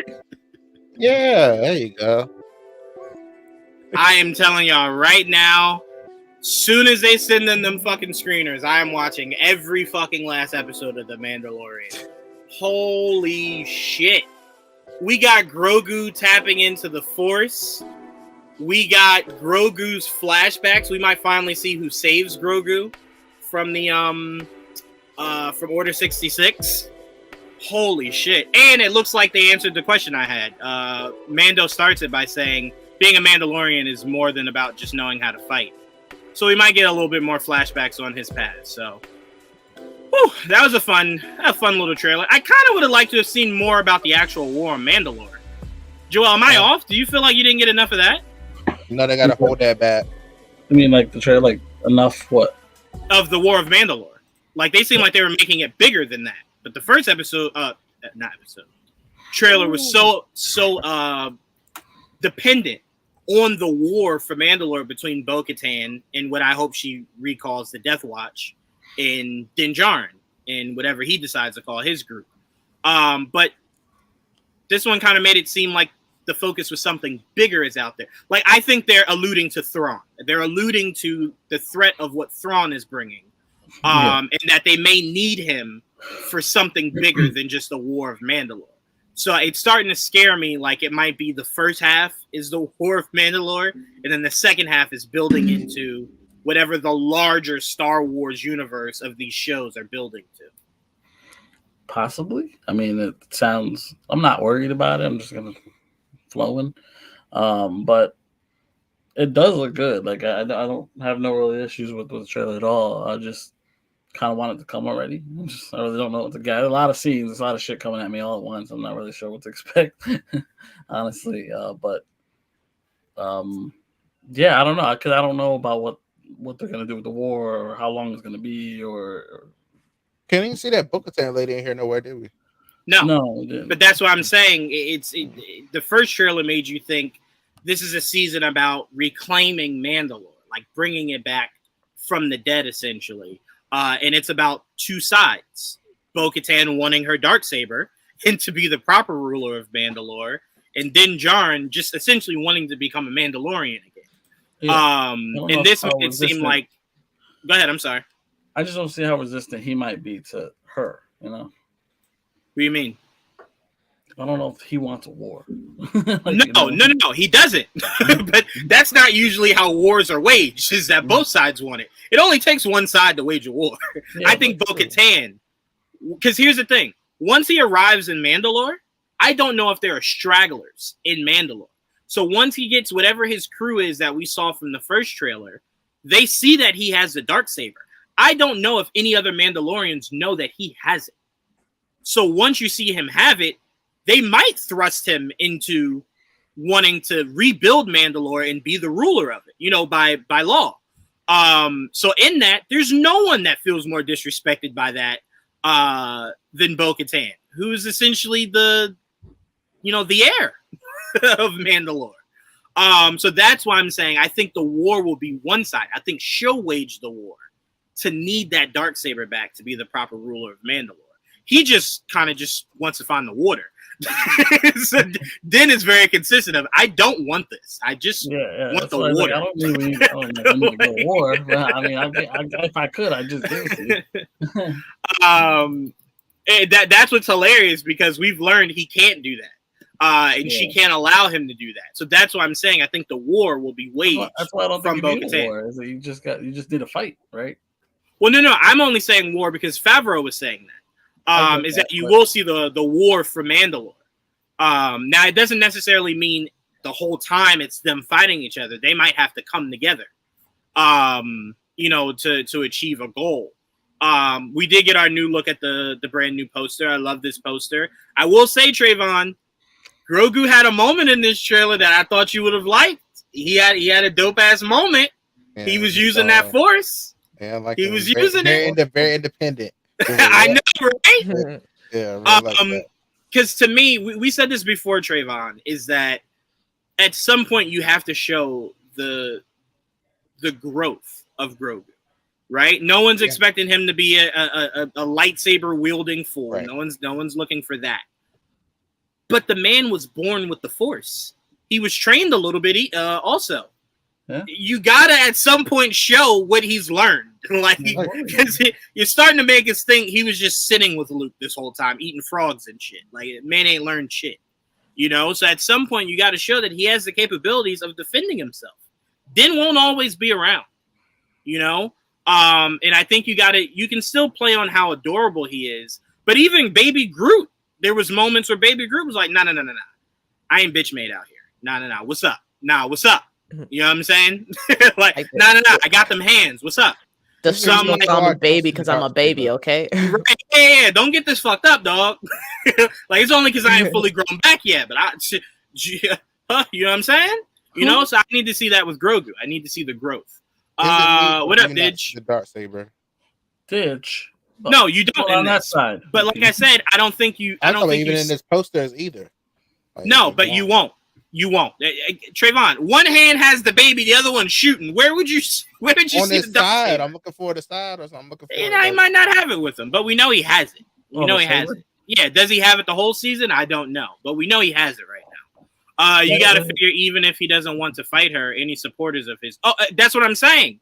To me, he's gonna gain a lot of people that believe, because he wields that saber, that he needs to be the ruler of the Mandalore. How to wield it. Well, I think he's practiced with it a little bit since then. I would hope. But yeah, that's what I agree, Didge. I completely agree. I think a war will have to be waged, regardless of what Din himself actually wants. It's bigger than him. And that's the thing that I can't wait to see them explore, is that I don't think Din knows the true history of all of Mandalore. He only knows his faction. It's why when he saw Bo-Katan for the first time, he's like, I'm sorry, did you just take your fucking helmet off? Where the fuck they do that at? You ain't no real Mandalorian. And she's like, oh, you one of them old motherfuckers. Yeah, no. We all take our shits off. So yeah, it's gonna be really interesting. And Moff Gideon, according to Giancarlo Esposito, will return. So that's gonna be a lot of fun to see. Because all I'm looking for in this season is fucking goated. Is that if the last scene of season 3 is Moff Gideon bending the knee to Admiral Thrawn. If I see Thrawn in this shit before we even get to Ahsoka, it'll be perfect. Woo! Lord Jesus. Woo! Can't even. Star Wars Disney Plus Universe is doing very well. You goddamn right they are. I mean, at this point, do I need movies? Like, you gonna keep giving me shit like this? Take your time. Yeah. Take your time. Yeah. Honestly. But no, I mean, I like that this now feels bigger, right? Because Mandalorian season 1, season 2 seems so small, right? This looks like it's expanding itself. And that's why I like that it's becoming a shared universe.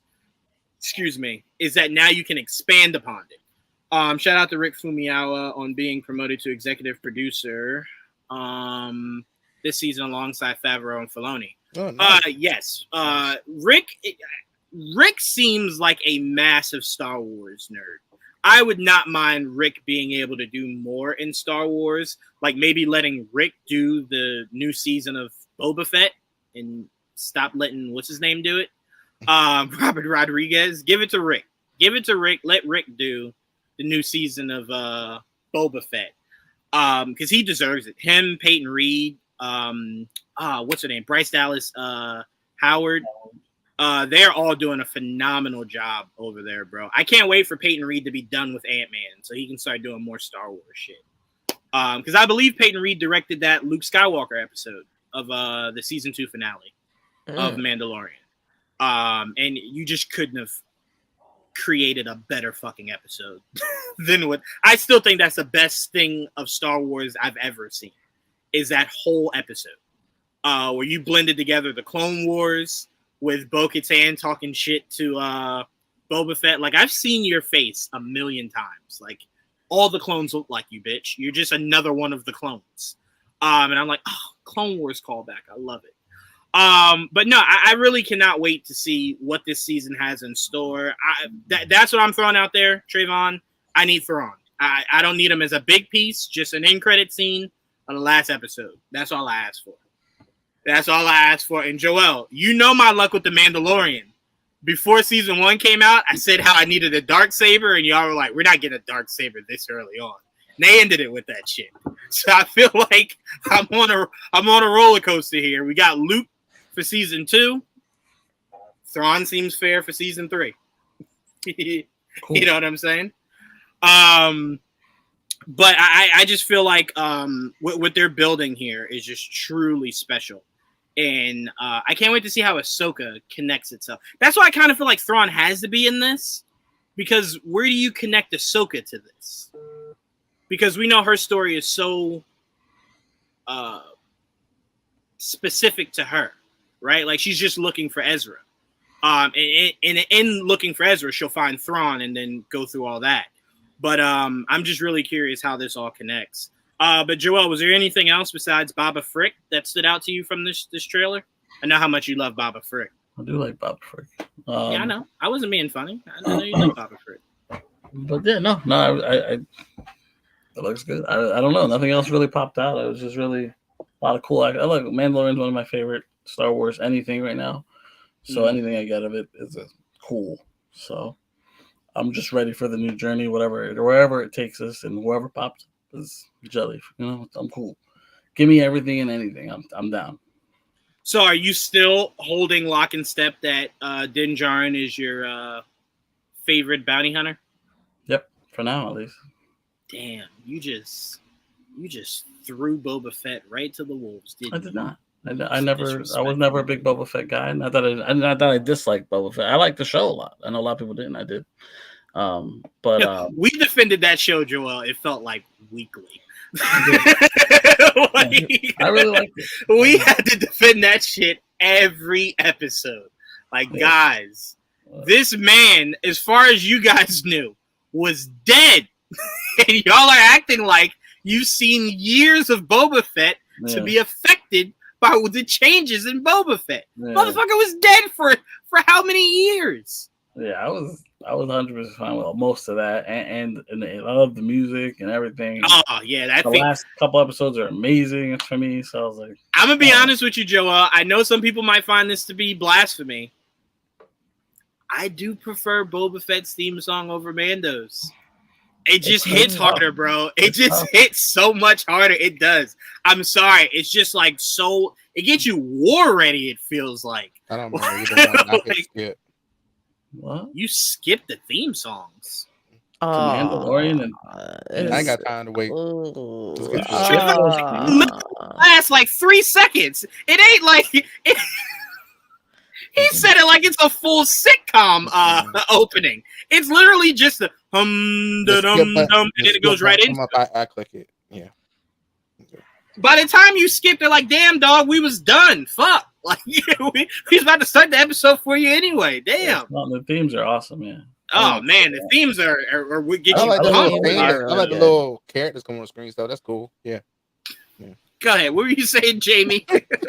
I was just saying the themes were really good. So I don't know how you skipped them. I don't know. And again, they're so short. They're literally seconds. They're not like 5 minutes. They're seconds. I'm sure I've heard them at least once, maybe. I would hope so. I would hope so. So yeah. Yeah, that is a short attention span. That shit lasts it's too short to go. No. Get me right to this shit. Mando and Boba have the shortest intro in TV history, right next to it. Right, regular show is just doo-doo-doo, and then right into the episode. Trevon would have been, nah, I ain't never heard that doo-doo-doo. It's like, what? It's 3 seconds. Nah, I ain't never heard that shit. You gave me the option to go next. So. But no, I am really excited. Jamie, I know you said you didn't get a chance to see the trailer yet. But did you enjoy season 2 of Mandalorian? I just watched the trailer. No audio though. Unfortunately. Oh, okay. Twitter was being weird. The trailer looked cool though. I liked what I was seeing. It seemed like a lot of different like action set pieces and definitely doing a lot more exploring. Compared to season 2, I'm hoping that Mando's a little bit more like independent, because like season 2, that was like, to me, I'm like, it seemed like he was doing the errands the whole time for other people. Like, okay, I need to go like take your egg Side somewhere. job. All right, cool. RPG. All Jamie. right, yeah. I was about to say, yeah, it's very RPG. It's like, that's fine, I guess, but it was like My favorite part of the damn show. compared to what I had with the first season, I was like, damn, like this is really picking up, and we're getting to learn about these characters. And then it just went to like freaking, it's like switching from God of War to Cooking Mama. I'm like, what is going on right now? Like, why are we, what are we doing now? Well, I will say really quickly, Jamie, I will say the most important thing for me, and that's why me and Joel, we were saying there's no way he actually stays the leader of Mandalore, once they revive it, because Din Djarin at its core is a bounty hunter. I don't think you should ever take that away from him, right? It's just who he is. So to me, part of being a bounty hunter is, hey, dog, I ain't got no money to pay you, but you need information, so go do this for me. And I'll give you the information you need. And for me, that leans into being a bounty hunter. So I'm like, that's just part of it. You know what I'm saying? Now, I don't disagree on, I want a lot more of the specific story to kind of be more so like what we're structuring it around. But I do want a couple of times where when he visits that lady that built his new ship, when he goes back to her, she always has him doing shit. I want her to keep that going. I want that to be the running joke. Every fucking time I see you, you got some stupid ass shit for me to do.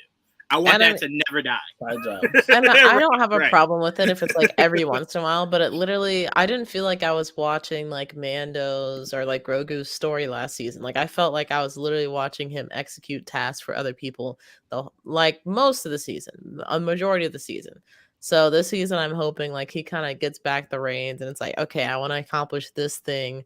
So I'm going to go to X place. And then if he has to do a job for somebody to like get closer to his goal, then fine, whatever. Cause he's working towards his goal. But last season, I didn't feel that as much. That's fair. I mean, we do know that he has a goal, like a very specific goal that he looks like he's sticking to. That will take him kind of out of his way. It just depends on how long it takes him to get, because at some point he meets back up with Greef Karga. So like that, I'm sure is going to be one of those do something for me kind of things, right? So it's just it's all part of their formula for this story. But I think they'll do it in a way, Jamie, that won't lean too much on it. But it's a formula there, so I think they'll always dabble in it. Yeah. So is there anything else you want to specifically see coming out of this? I don't know what happens to Jawad, but so that happened to y'all too, right? All right. Yeah. I think outside of just like seeing Mando take control or take a little bit more control, I really have no requests. I'm like I was saying, you guys kicked Joel. Oh, you don't even know what happened. Like we were just talking. We did not kick him. Let the record show. You do not. I don't even know if any of us even have that kind of power. Can't put it past Mike. Mike might do that. Yeah, maybe he's still lurking around. Mike. But I don't think I really have anything else I want to see, to be honest with you. This is like Star Wars for me is like I'm not a super mega fan. We don't know what happened to you, bro. Nah, y'all kicked me. It's cool. It's whatever. Go ahead. I'm not a super mega fan, so a lot of the lore stuff will not necessarily like go over my head, but especially in this age where like you binge everything and then like don't remember what happened the next day. I'm definitely just like, here for the moment, here for the ride. So the biggest thing that I remembered from the second season was just the kind of like what All in the Game was saying, like kind of the adventure of the week kind of thing, instead of telling like an overarching story. So that's really the biggest thing I want to see. Yeah, sorry about that, guys. For some strange reason, it told me my internet wasn't connected, only to connect me 5 seconds later. So I don't know what that was. But I do like the narrative Didge gave that Joel kicked me out. So let's go with that. But no, he just said you. Let's welcome in Tia. What's going on, Tia? Hey guys, how are you? Good. Did you get a chance to check out the new Mando trailer? Oh yeah, that's like primarily the reason why I decided to run on to here. So how many times did you cry? Like, is that was so adorable? This trip. Like literally the opening scene, I was like, "Oh my god!" So walk us through your thoughts on this trailer and some of the things you'd like to see out of season 3. All right, so I think I said on our review of season 2 that I probably was in like the minority of people who was upset by upset by the season 2 finale with Grogu going with Luke, while you, I think specifically, were like, no, this is good. He goes to train with Luke, and I was like, no, I don't like that. Him and Mando are getting split up. I don't know if I want to watch the show now. Clearly, the writers felt that other people would feel.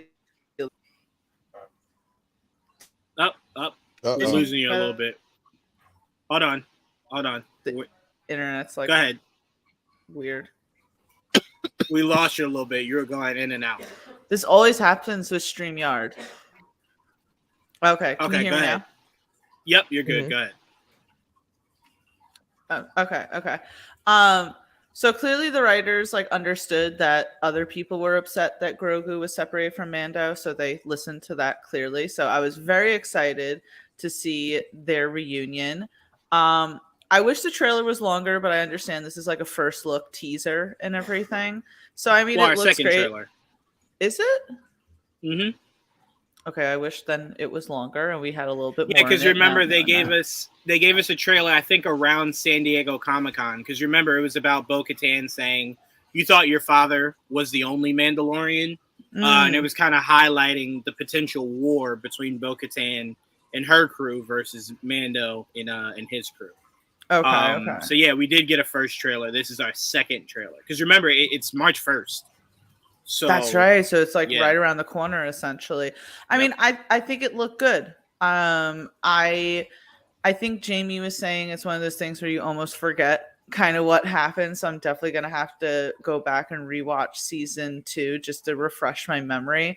So all I can say is that I just think it looks really good. I love just the feel of it. It feels nice to see Mando, to hear Pedro Pascal's voice again, and it looks good. It looks action-packed. I love the end of the trailer. It left you wanting more, clearly. So I think it did everything that a trailer should. I just wish it was a little longer, but that's just me being selfish and being very excited for the content that we're about to get. But yeah, I mean, it's funny because I literally, for the first time, watched the Obi-Wan Kenobi series yesterday. And so now I feel like I'm just so ready for more Star Wars content. And it just looks really good. And you're getting a lot this year. And again, like yesterday, The Last of Us with Pedro Pascal being a father, and now getting the Mandalorian season 3 trailer with Pedro Pascal being a father. It's just, it's all coming together here. I mean, being a papa is what he really excels in. I really do think it's in his contracts. Where he's like, I got to be a papa. Sorry. Give me somebody's kid. I'm a papa. No, but I mean, it just feels bigger. It feels bigger. This world feels bigger. It's going to start to connect itself. I am very much wondering, will Kathleen Kennedy give us an announcement at some point when they are going to decide to start bringing all these pieces together? Right. Rather than a little dabble on this show, a little dabble on that show. Will this culminate into a movie, like a crossover movie? I think there's so much money to be had if you do it that way. Rather than telling people to come together for like a hour and a half series of them coming together, just make it a movie. Just make it a movie, and then revert them back to their own individual shows. And then whenever it's time to team up again, do another movie. To me, I think that's the best formula. Would you want it to be a Disney Plus exclusive movie or a movie in theaters? No.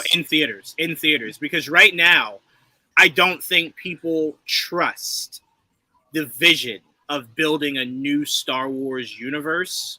Right. So I think just build off of what works. And what works is your TV shows right now. Well, specifically The Mandalorian. That's been your best reviewed show because people still decide to shit on Boba Fett, whatever. So that is your best reviewed show, is The Mandalorian. But you got Ahsoka coming that will connect the dots to this. So she fucked up the bag. You did have what's her name, who's gonna have a show that was gonna connect all this. Technically, it's hard to watch season 2 of Mandalorian without. It is. It really. You're talking about Gina Carano. Yes, it's Wait, so hard. Can I interrupt for a Yeah, go second? ahead. Did you guys see that apparently her movie that she made with like the Daily Wire made like $800? Not like 800,000, not like just $800. Yeah. I thought that was mildly hilarious. Well, so. the problem. Well, the reason why I'm not shocked is people weren't really watching her movies before The Mandalorian, so we just reverted back to default. Like after she wasn't in The Mandalorian, it's like we didn't really follow you all that much before. She wasn't really a big celebrity to begin with. That's what I'm saying. So it's like we didn't really follow you before. We're just gonna revert back to those days. Are you worried about doing a combination movie like that in theaters and people complaining about? That means I have to watch everything. Only from Mike to hear Mike complain about it. Well, I'll say this, Trevon. I'll say no, because Multiverse of Madness was, I think, either on the verge or very close to making $1 billion. And you had to, well, not really, because they didn't really lean too much on the show, but you had to have seen WandaVision to have seen that movie. I think you did the same That's thing. one show, I honestly don't That's even one think show. you need to see it. No. But hold on. You're thinking. I know I said that movie, so let me not paint you in that corner. I'm sorry. But as a whole, it is required to watch all of everything to understand everything that is happening. So if you choose to see those movies and have not watched anything, that's a you problem. So I think people will want to see Star Wars because Star Wars hasn't been in the theaters for what, 4 or 5 years now? Yeah, right. You know, and even then, it still made money. The most divisive movies made money. It's not like none of them fell short of making money. So I'm like, Star Wars in the box office will do what Star Wars in the box office does. Okay. So I don't think there'll be a problem there. But yes. The movie, go ahead, Joel. The movie should be a movie that can be watched without doing the homework. But if you do the homework, it helps a lot. And to be fair, very hard though if it's Ahsoka, Boba Fett, Mandalorian. I'll tell you why it won't. Like, I'll tell you why it won't. The story. I'll recap all of them. No, but here it is. I'll tell you why it won't be something that's hard for people to wrap their heads around. You ready for this, Trevon? Boba Fett and Ahsoka were both in season 2. All you would have had to have done is watch season 2. Now, what brought them together to form this team in the movie? Yes, you're missing out on that. But if you've seen season 2, you know who Boba Fett is. You know who Ahsoka is. You didn't have to watch Ahsoka or Boba Fett to know who they were. You just don't know the circumstance that brought them together to form this team. And that's a you problem. But you know who these characters are. As opposed to Multiverse of Madness, right? You're introduced to America Chavez for the first time. Right? So that's very much like if you didn't see the movie, you have no idea who she is. You know what I'm saying? Well, even like with the Mandalorian season 2, the argument could be said, oh, you need to have watched the animated series to know who Ahsoka is. But you really didn't. You could have I'm going to be honest, I didn't really watch the animated series. I watched, I think, like the first season. But it still didn't take away from how cool the character was in live action. To your point, saying you had to watch Clone Wars to understand Ahsoka is like saying you had to read a comic book to understand Iron Man. It's the job of the show to properly fill in those blanks if you haven't seen where they came from. Well, not really, because remember, the show is literally the inception of Ahsoka. Well, that's the actual, but it's a canon, whereas the comic is very different from watching. Oh, no, you're saying it not being canon, but I'm saying the inception of, like, seeing Iron Man outside of the medium of a movie, right? To where you can get familiar with the character, lives in cartoons or comic books. So I'm saying if you haven't seen the cartoons or read the comic book, the movie did a very good job of introducing you to Iron Man. You didn't need those. I believe Mandalorian season 2 gave you a great introduction to Ahsoka. Even if you hadn't seen the show, their focus wasn't the past. Their focus was the present. Right. So it's not like, oh, I didn't see season 6 of Clone Wars where she was 15. No. Now I don't understand her when she's 30. the dots are not connected there. But Yeah. there are small things like when she looks at Luke and says, "You remind me so much of your father," that you look at and you're like, I don't know what the fuck that means. Like, did you date his dad? What are we doing? That's where you start to get, oh, you needed to see where it came from. But those are things that are like geek related. You don't need that to be able to Those enjoy are it. deep cuts. You really Right. want to- Right. Those are for the right. fans. Those little moments. Right. Like Steve's Don't get mad if you don't understand. That's kinda funny. Steve reaching his hand out for Mjolnir, right? That was for the people that have been part of this journey from its inception. But you don't need to have been part of that journey to just view that as a cool scene. Right.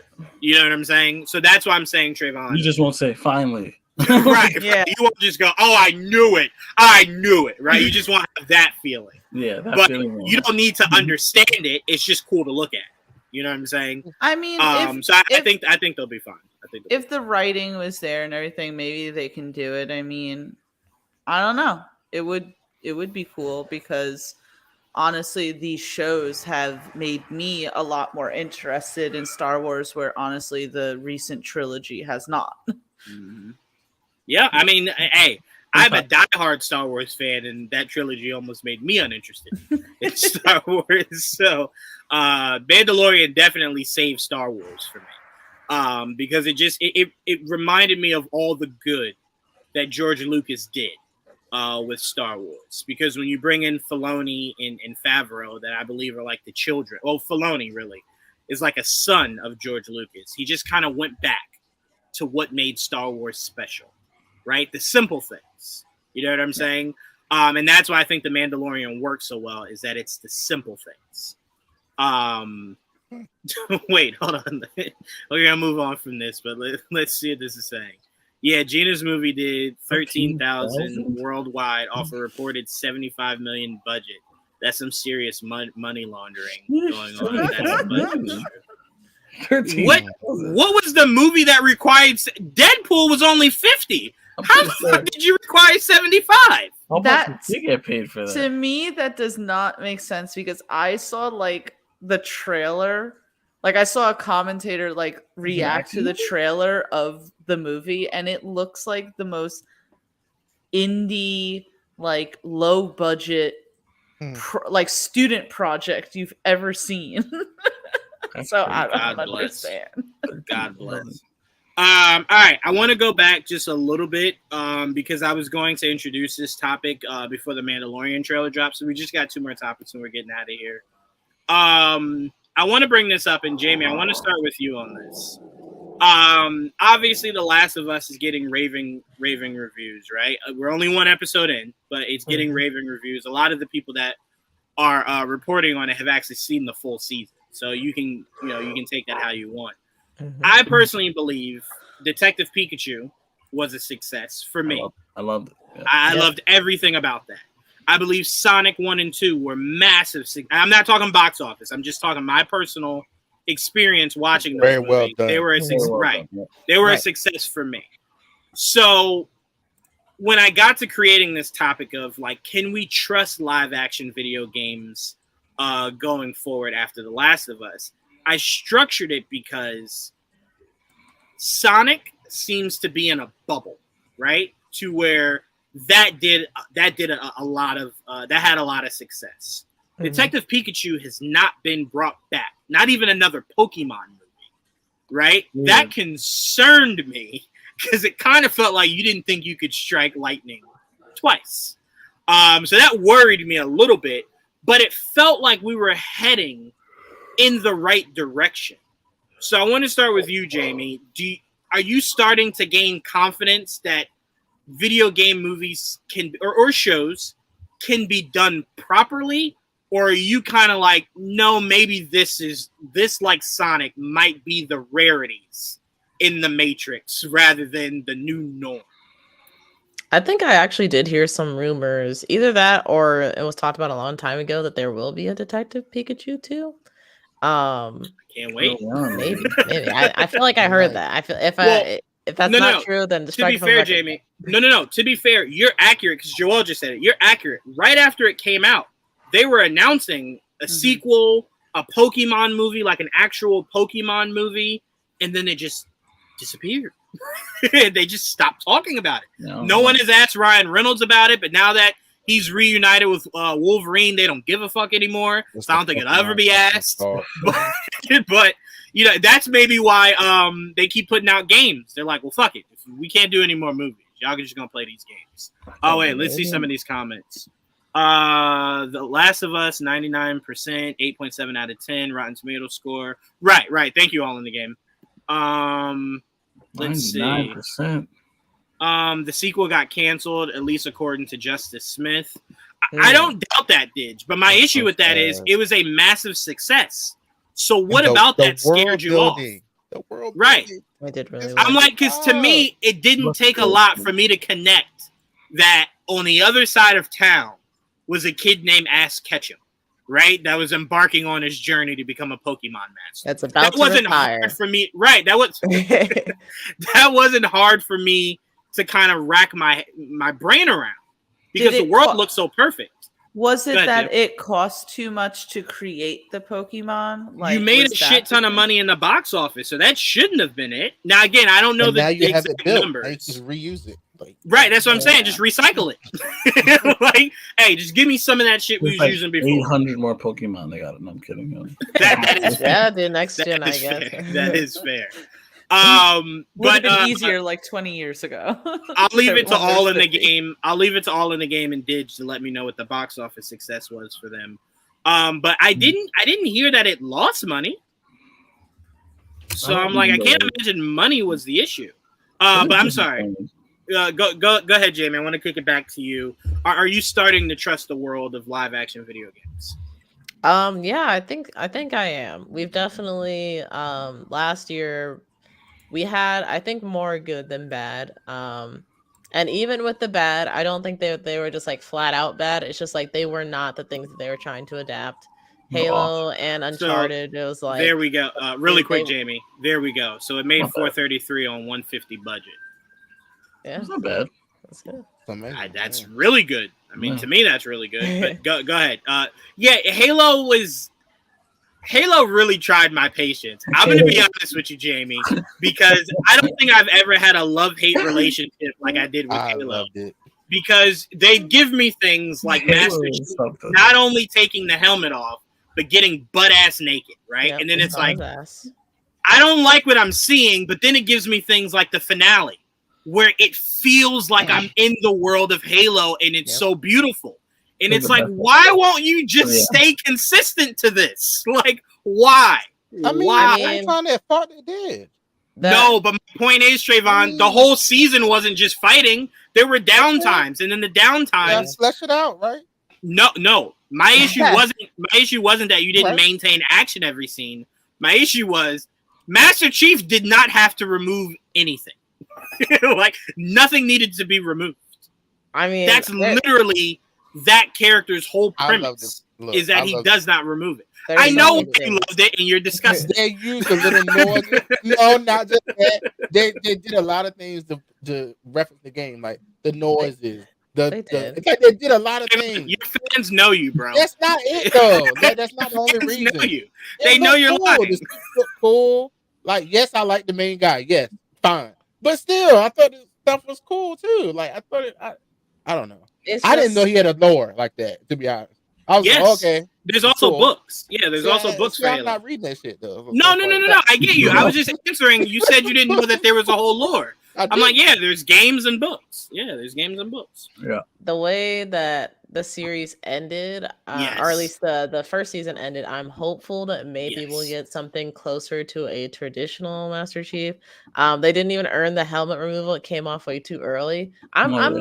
I'm okay with it. Now that I've like had some time to like reflect and like remove the anger, I'm okay with it now. I like that you say that because I'm not okay with it. I'm just accepting it because I know this is just what it's going to be, right? I'm accepting it, but it still frustrates me, and it will when season 2 comes around. I don't know. We'll see what happens with season 2. But yeah, that was like I will accept the Halo show over what happened with Uncharted though, because Uncharted is a series I hold very near and dear to my heart, and it just seems like they messed up the majority of that film. I was like, I disagree. I didn't Like, feel that at all. Was it I a didn't bad feel that at film? all. No. Was it No, I an didn't get Uncharted that film? I love don't know. Uncharted as much as the next person. Now, And, like, it now- could have been better, yes. What I will say is this. Because I'm not saying this is your issue, Jamie, but what I can understand about some people that had a major issue with that movie is that I see Tom Holland too much, so it starts to blend a little bit. Hard. And I do believe Mark Wahlberg was not the right person to pick Mark for Sully. Wahlberg was the worst. I pick can agree for on those Sully two they things, could but have done. I did not think they executed it poorly. I just think I see Tom Holland maybe a little too much right now, and Mark Wahlberg was not the right pick. It wasn't just the looking at him and not seeing him; it was hearing his voice doesn't sound like what you know. It's awesome. You know, But it's for so me, so here's the indistinct. thing. I thought this the moment after I watched the video, and the whole reason I even made my review on my channel like several months later was because I saw somebody else say the same thing. Tom Holland was not playing Nathan Drake. Tom Holland was playing Spider-Man, playing Nathan Drake. Which, you know, I'm not saying that he's not a capable actor. Young Nathan Drake? It was so. Here's the I other think thing about I just this, think we right? see him too much. He just blends. Like we're just seeing him all too much. That's Here's what the it other sounds thing like. about It's a this young that version. makes me upset.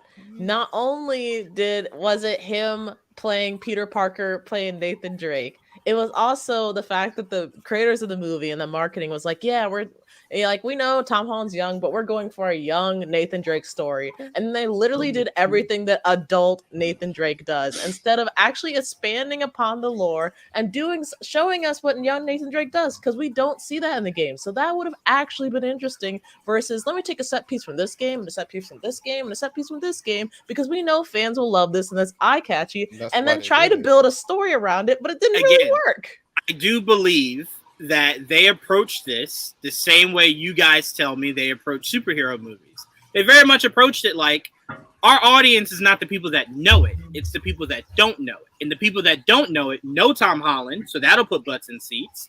And if we have massive action pieces, it'll excite the audience that has no idea about a Nathan Drake at all, right?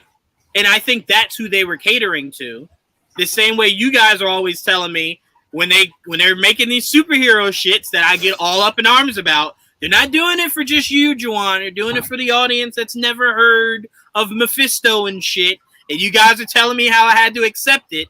That's what Naughty Dog did here with Uncharted. Naughty Dog did it, and I will stand on that. They did it. They let it happen. Naughty Dog, it would have won a fucking Emmy. See, well, let me tell you something. You know, I love that. Go ahead, Jamie. I'm sorry. You said this multiple times. These companies that are trying to make like movies and TV series based on existing properties that comic book people or like video game players love, they should be catering to those people, because those people you can't will side then with me tell now. the You normies. can't side with me Those now. people No. then tell the no.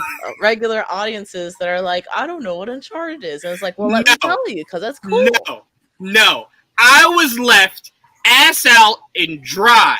I don't by know what myself. this was. I don't know why you think that was my fault. Almost every MCU show we did, I was left on an island, upset that it was not catering enough to me. And then you were quiet. Trevon was quiet. Y'all were just letting me get attacked. And now that it's about something you love, you now want to side with me. I will not have it. I will not have it. I don't know what it's happening. I will not have it. Okay. I said, listen, I literally was like, Juan was right about something. He was like, don't agree with me now. Don't agree with me. Because I needed it back then. I needed it when Mephisto was literally my lifeline. I wasn't and even on the podcast at that point. You should have been there in spirit. You should have been there in spirit, and you How weren't. do you know I wasn't? Maybe you just weren't looking in the right places. All right. But I feel. Go ahead, Tia. I was just gonna say, I feel like, so I've not seen the Uncharted movie and I've not played the game, so I'm no expert on this one. But I feel like the live action adaptation should, in a way, feel like they aren't video games. Like The Last of Us, what was so good, in my opinion, was it didn't feel like look, we're making an adaptation of a video game. We're just telling a story and we're doing it so well, because I've watched like comparison videos of like how much it mirrors the opening scenes in the video game. And it's like, I think when you can do it where it feels like a show that if you've never played the video game, you wouldn't realize that. But then it also makes fans happy because you can obviously pick out, oh, that happened, this happened exactly this way, this happened exactly this way. When you can like master that, I think that's like a good video game adaptation. That's where I fundamentally disagree, because I think if there's some no, because I don't think anything Tia said was wrong. I just see it a little differently. Mm-hmm. Where I think The Last of Us has shined a new light is that it is a almost shot for shot of the game. So it's showing you that you can get shot for shot of something that exists and it works. Well, no, what I mean is that like it doesn't have that, like, say, and again, I know that The Last of Us doesn't have campiness, but like when you think of video games, you think of like maybe campiness a little more over exaggerated and things like that. Same thing with like comic books can be that way. No one was acting that way. They were acting from an actual script and acting as if it's just a show. But I get you. But the important points of that game, they were hitting. And that's why I'm saying when I watch superhero movies that you're telling me you're basing off of something, I need those moments in there. Whether it's characters, whether it's moments, whether it's dialogue. And hell, The Last of Us, like Joel was saying, the sequence of them sitting on the couch watching the movie with the watch, that almost that whole dialogue on that couch was almost exactly word for word from the game. It didn't have to be. Right? It didn't have to be at all. They could have changed all of that if they wanted to. Well, but they were showing you that it's possible to appeal to your audience. And it kind of spreads to the world. You also have to think that, like, we're now going into almost 20 years of comic book adaptations being successful to the point where they can take liberties. We're really just kind of getting into, can video games be adapted successfully? So they have to tread so carefully with these things, because I truly feel that video games will be the next thing that are really adapted.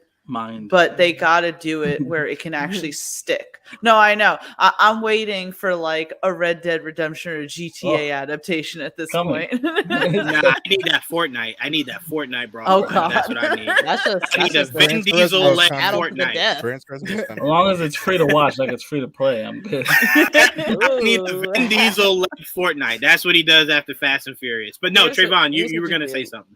You show the Fortnite movie in Fortnite for free. I'll never watch it at that point. But go ahead, Trevon. You were trying to make a point. I'm sorry. I want to loop back to you. No, I was just saying Great Turismo was good. But I was also saying it's like, see, I feel like there's a problem with that. If it's like, from what I understand, from what I see people how they're reviewing it, everybody's saying it's perfect. But I feel like they're saying that because it's exactly like the game. Right. I'm like, I just feel like that's the problem. Like, it shouldn't have to be exactly like no. Hold on. Time out. I think there's a difference. Do you have to be? From what I understood. So no, you know what? Here's the thing. So part of I'll bring it back to this. BVS to me, right? I thought let's say the Ultimate Edition. Let's not even say the theatrical. Let's say the Ultimate Edition. I thought was very well done, right? My only issue with it is you kept treading the water of 5 different fucking massive storylines of these characters, and it never necessarily felt accurate for any of them, right? So for me, it's like you were doing Death of Superman. That felt cheated. You were doing, what was it, Joel? The Dark Knight Returns. That felt cheated. You were just cheating everything, right? So nothing ever really got its individual respects. So for me, The Last of Us, does it need movie? Right, exactly. It was a gordito. Does The Last of Us need to be shot for shot? I do but too. It is though. No, but does it need to be? No. But I think what they're catering to is their fan base. They're catering to their fan base. He kept saying, "I did this for y'all." And what I'm saying is, like I've always been trying to tell you guys, is that if you cater to your fan base and you allow your fans to kind of structure these things, we will be what gets other people to watch it.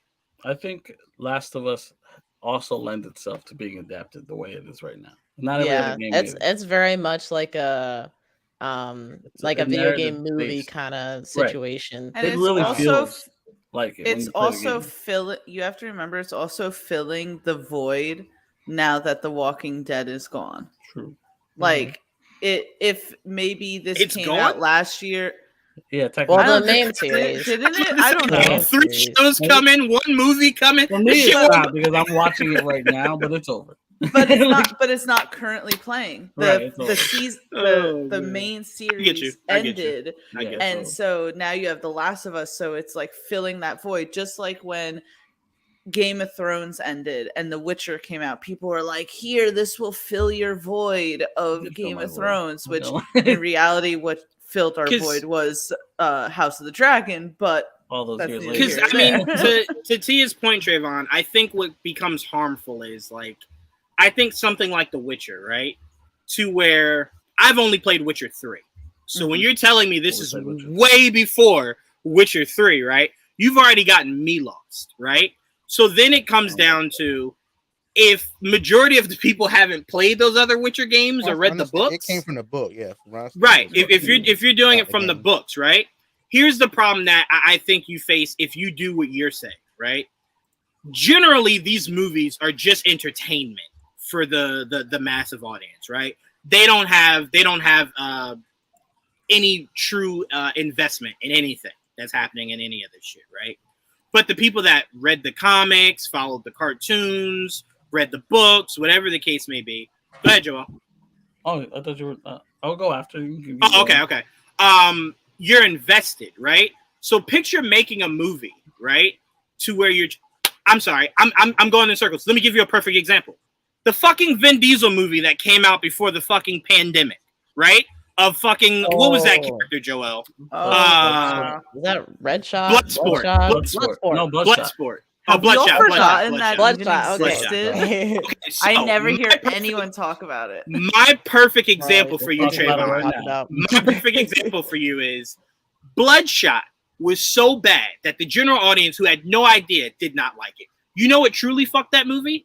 Is that all of us who had every idea who that character was fucking despised the movie, right? So when you get us that know the character and despise it, right? Because you're making it for the general audience who has no idea that he's not supposed to, that he's supposed to be all white all the time, not a fucking light switch, right? So when we despise it and we spread Those that, it Bloodshot. spreads like wildfire. It stays Bloodshot. I think we kind of Right, despised it because we already saw a version that was done well before that movie came out. And then, Not everyone's seen that though. well, I'm just saying that's how I know the character at all.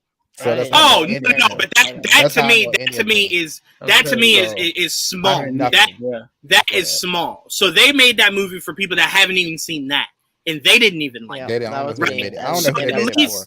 So at least your audience, if you done it accurately, could have Right. been the people who You actually can know the refer character. people to that version so you can see what it should have been. Right. So I'm saying, Trayvon, the mistake you make is when you cater to people who do not give a fuck about these characters, right? They just want to be entertained for an hour and a half. Mhm. You might make the mistake of making something that's even bad for them, and now you don't even have the loyalists to at least come and support you because we don't even like that shit. Like, we didn't even like it. So now you've catered to somebody who doesn't give a shit, and now the people who do, you've isolated us. I We got don't give a one fuck about it example. either. Go ahead, Joel. For myself, because I didn't watch Avatar: The Last Airbender until I was older. Because I didn't know, I didn't care. It was a kid's show when I was growing up, so I didn't really watch until later. I saw the movie first. Oh. Oh, I didn't know better. I don't know who these characters are. I don't know anything. I was just taking my nieces out to watch a movie. I was like, whatever. Right? So I took it. They hated it, and I'm like, I don't understand. It was all right, and I'm like, it was cool. It was pretty. It was like, I didn't understand why everyone hated it. Like, what was the problem with it? Like, they moved. It was cool. No, it wasn't cool. Then I watched the show, and I'm like, oh, that movie was terrible compared to the show.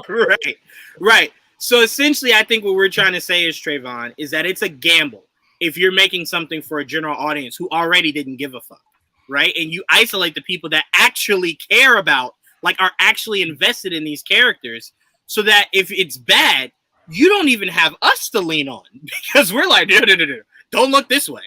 I people break dancing for fire to I come just out. wonder what would happen if they deviated from the story that you guys already know. Yeah, so to your point, Trayvon, I think that the best video game adaptations are probably the kinds of stories where they do deviate from the main story, or they don't retell you the same thing that you've played, because that, I feel like that will always be an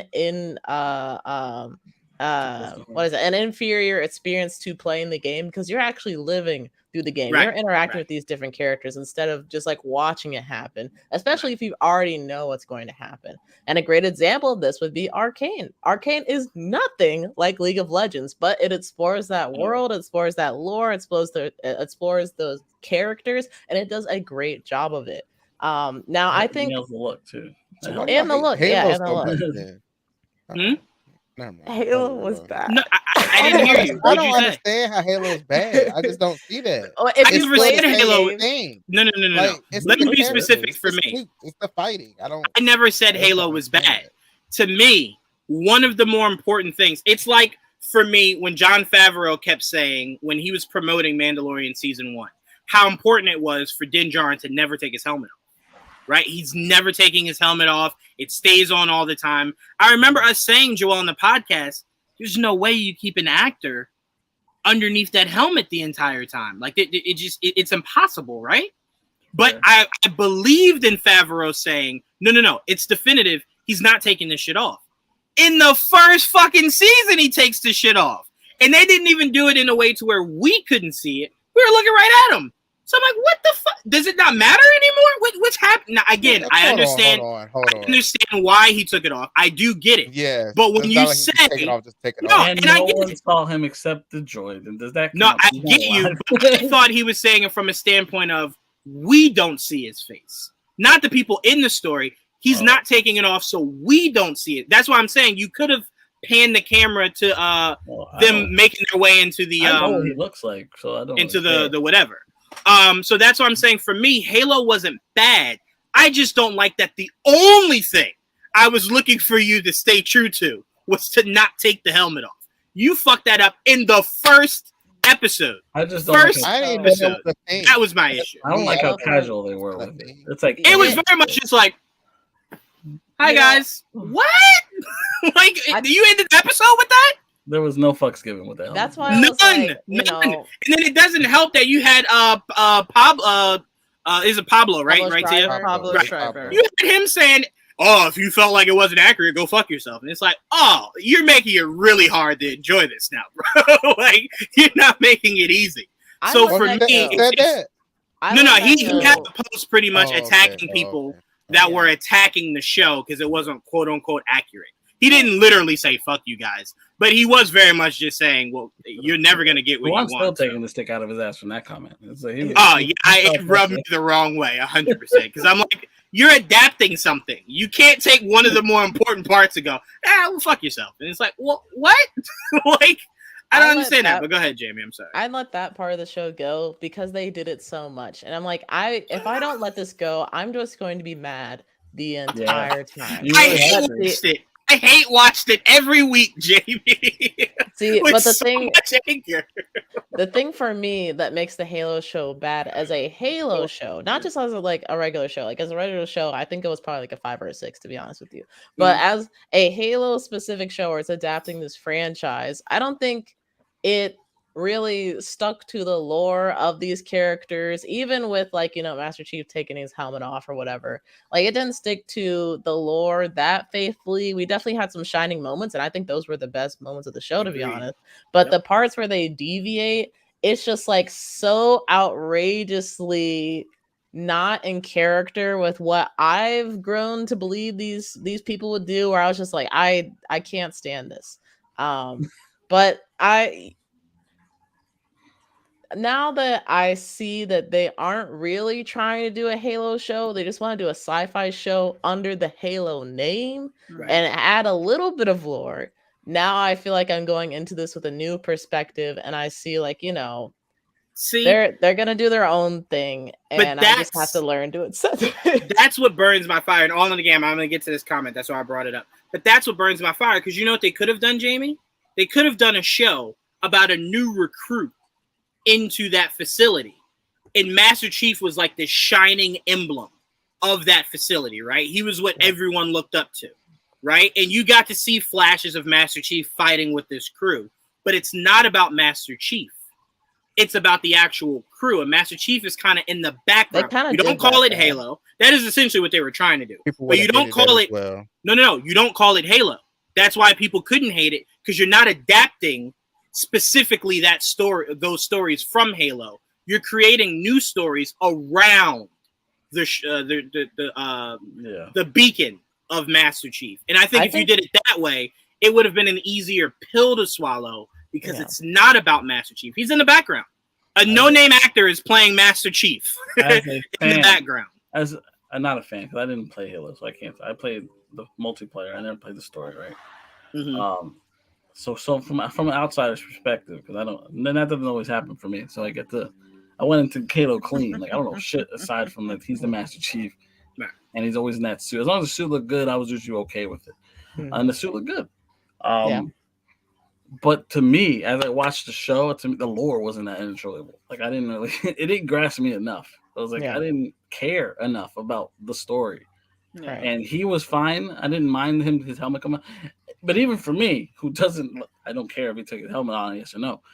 Even for me, he took it off a lot more than I liked. He would literally go into battle and say, all right, guys, and take his helmet off. I'm like, bro, what the hell? Put it back on. And he's like, oh, I need to say something else. Take it back off. I'm like, bro, decide if you want to wear your helmet or if you're just not going to, because I'm tired of this on, off, on, I off. really feel I literally, as if one episode, I took tallies of how many times he took his helmet off. And it was like over 10 times. I'm like, why? Why? I Go ahead, what were really you saying, Sam? feel like the show just wanted to capitalize on it being Pablo Schreiber. Like I almost 100%. feel as if they weren't confident on getting the viewership from it being Halo alone, which is a little funny. And granted, I didn't watch the kind series. of understandable because Halo isn't as popular as it 343. used to be. Yeah, 343 right. kinda did Halo? the series a Yeah, little it's bit. not. Yeah, It's No, it's not. I don't disagree that it's not, but again, you have faithfuls yeah. You of do. Halo. You That's have not enough, faithfuls. Yeah, but No, I think that they subscribe felt to You'll it it and was not you'll never be able to properly gauge that if you're isolating the faithfuls by having your lead come out and go, we don't really give a fuck about what you guys wanted this to be. We made it our own thing. Well, and it's I mean, like, and well, that's the problem with like that's the cash- isolation of it. That's the problem with cash grabs. I mean, so obviously I watch House of the Dragon, but I have not watched the Rings of Power. But from what I hear online, it's like, what's the difference? Well, House of the Dragon is being a little bit more faithful to source material than something like Rings of Power. It's like you have these people in charge who they don't even really know what they're adapting, That's but my they're issue. doing it anyway. That's the biggest problem. That's my issue. That's my entire issue. That's like my even issue. if you wanted to go in a different direction, just knowing the lore and being connected in some way, you're gonna make a story that can fit into that universe, and people will accept 100%. that. Versus just like if you're not connected at all and you're like, oh, I'm gonna do freaking Mario movie. Who's Mario? Who's Luigi? Which one is it? I don't know. Bowser, You can't tell the fucking big difference in the reptile. fucking movie. It's like you're automatically setting yourself up for failure. But to All in the Game's point, Carl Urban and Pedro Pascal are great examples of being able to say, hey, look, I can wear this helmet for as long as you need me to, or whatever. Carl Urban actually wore it. Pedro Pascal, I do believe a lot of times, they just stand it. But Carl Urban did wear that helmet, did not take that shit off Once, not one time. It can be done. It can be done. It can be. And to me, you cannot tell me Pablo Schreiber is way bigger than Carl Urban. You're just not going to sell me that. You're not going to sell me that. They have to be equal.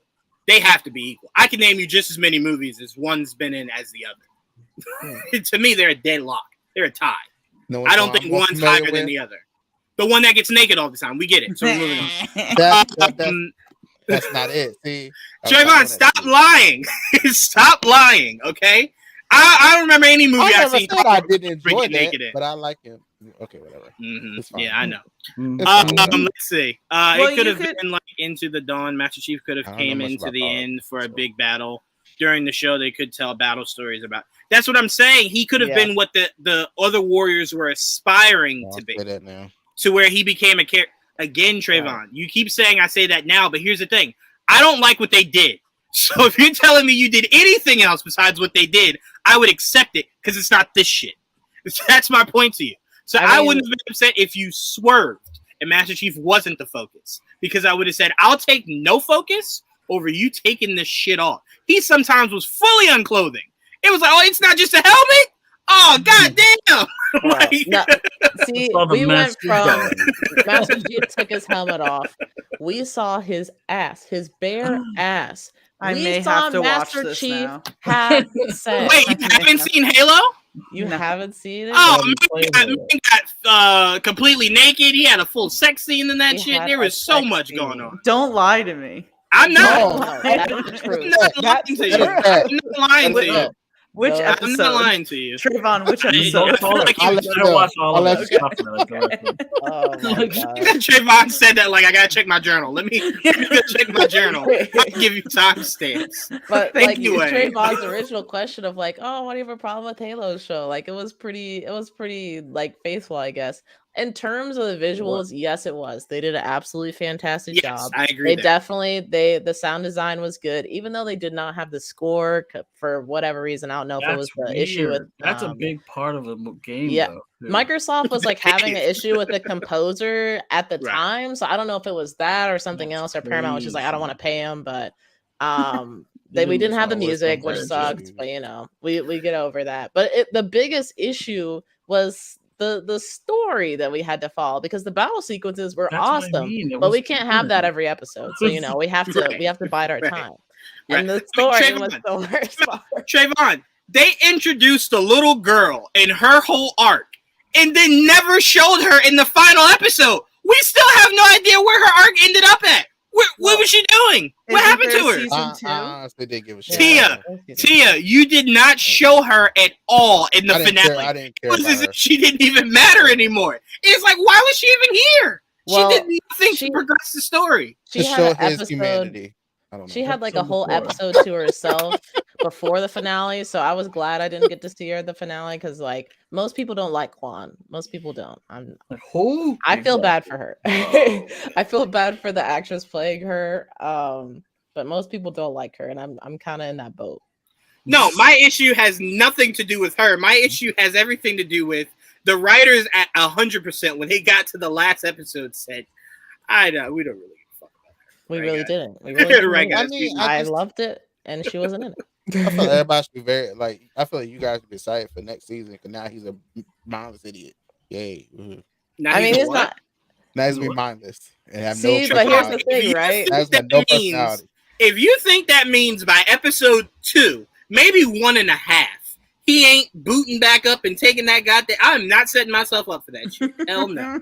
I'm kind Nope. of scared because Master Chief isn't just like a silent, like Mindless brutal, drone. Right. yeah, drone. Like he has a personality and he does care about the people that he works with and is around. So I'm hoping John will kind of come back in some ways, but I'm hoping that he'll also leave things behind that he did this season as well. Yes. Like Whatever undressing. happened. We're moving forward. Yeah, I Undressing mean, is you what I know, hope they you're not a slim virgin down. anymore. You can Good you, for you know, you. V card ripped. You never need to cross that again. We don't have to go over that anymore. I mean, if Tia and Trayvon need refreshers, season 1 exists. You can just go back to that. Yeah. But let's. Oh man, y'all done got me all angry. I'm in here sweating. Oh, But to answer your initial question, yeah, I think Yes, video go game ahead, adaptations are going good. I think we're on the right track. Some more than most.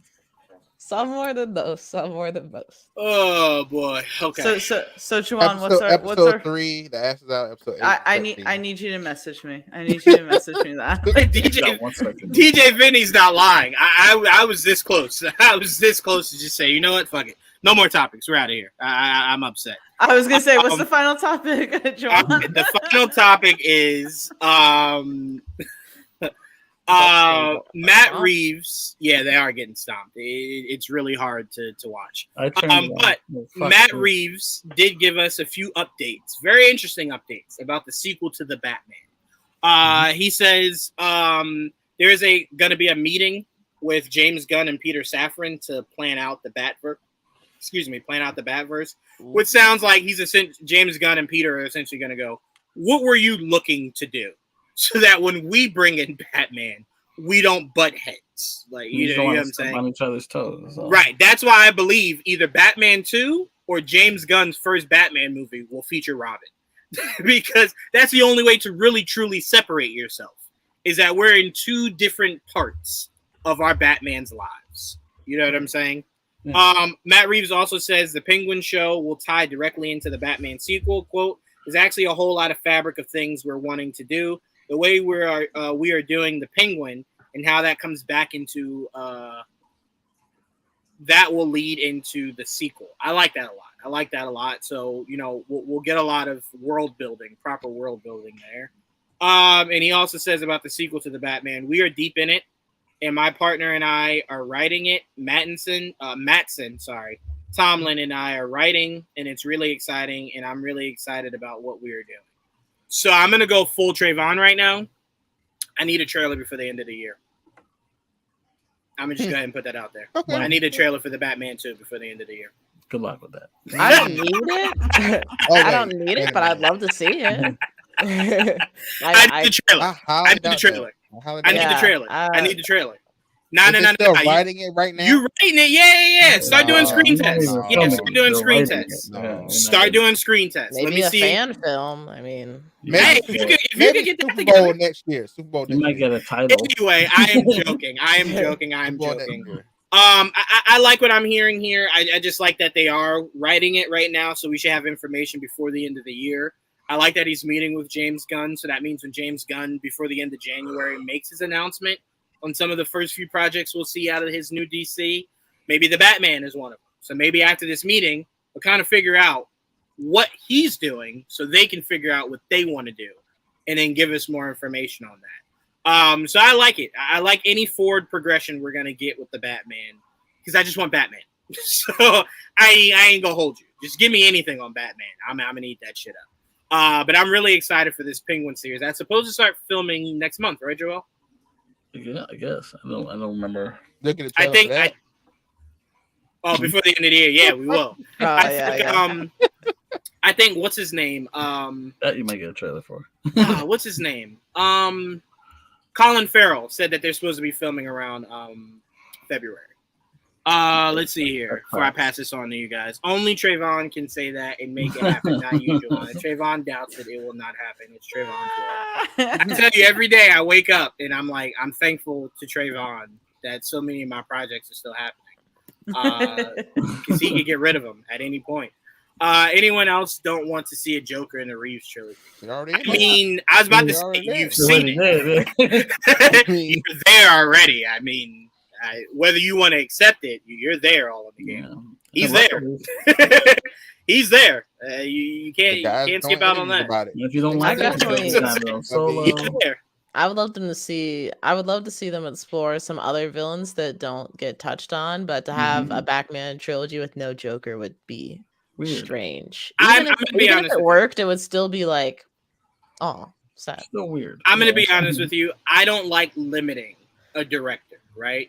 So as long as it doesn't interfere with whatever James Gunn wants to do with his Batman universe, I think there should always be a Joker in a Batman universe. Now, here's the difference.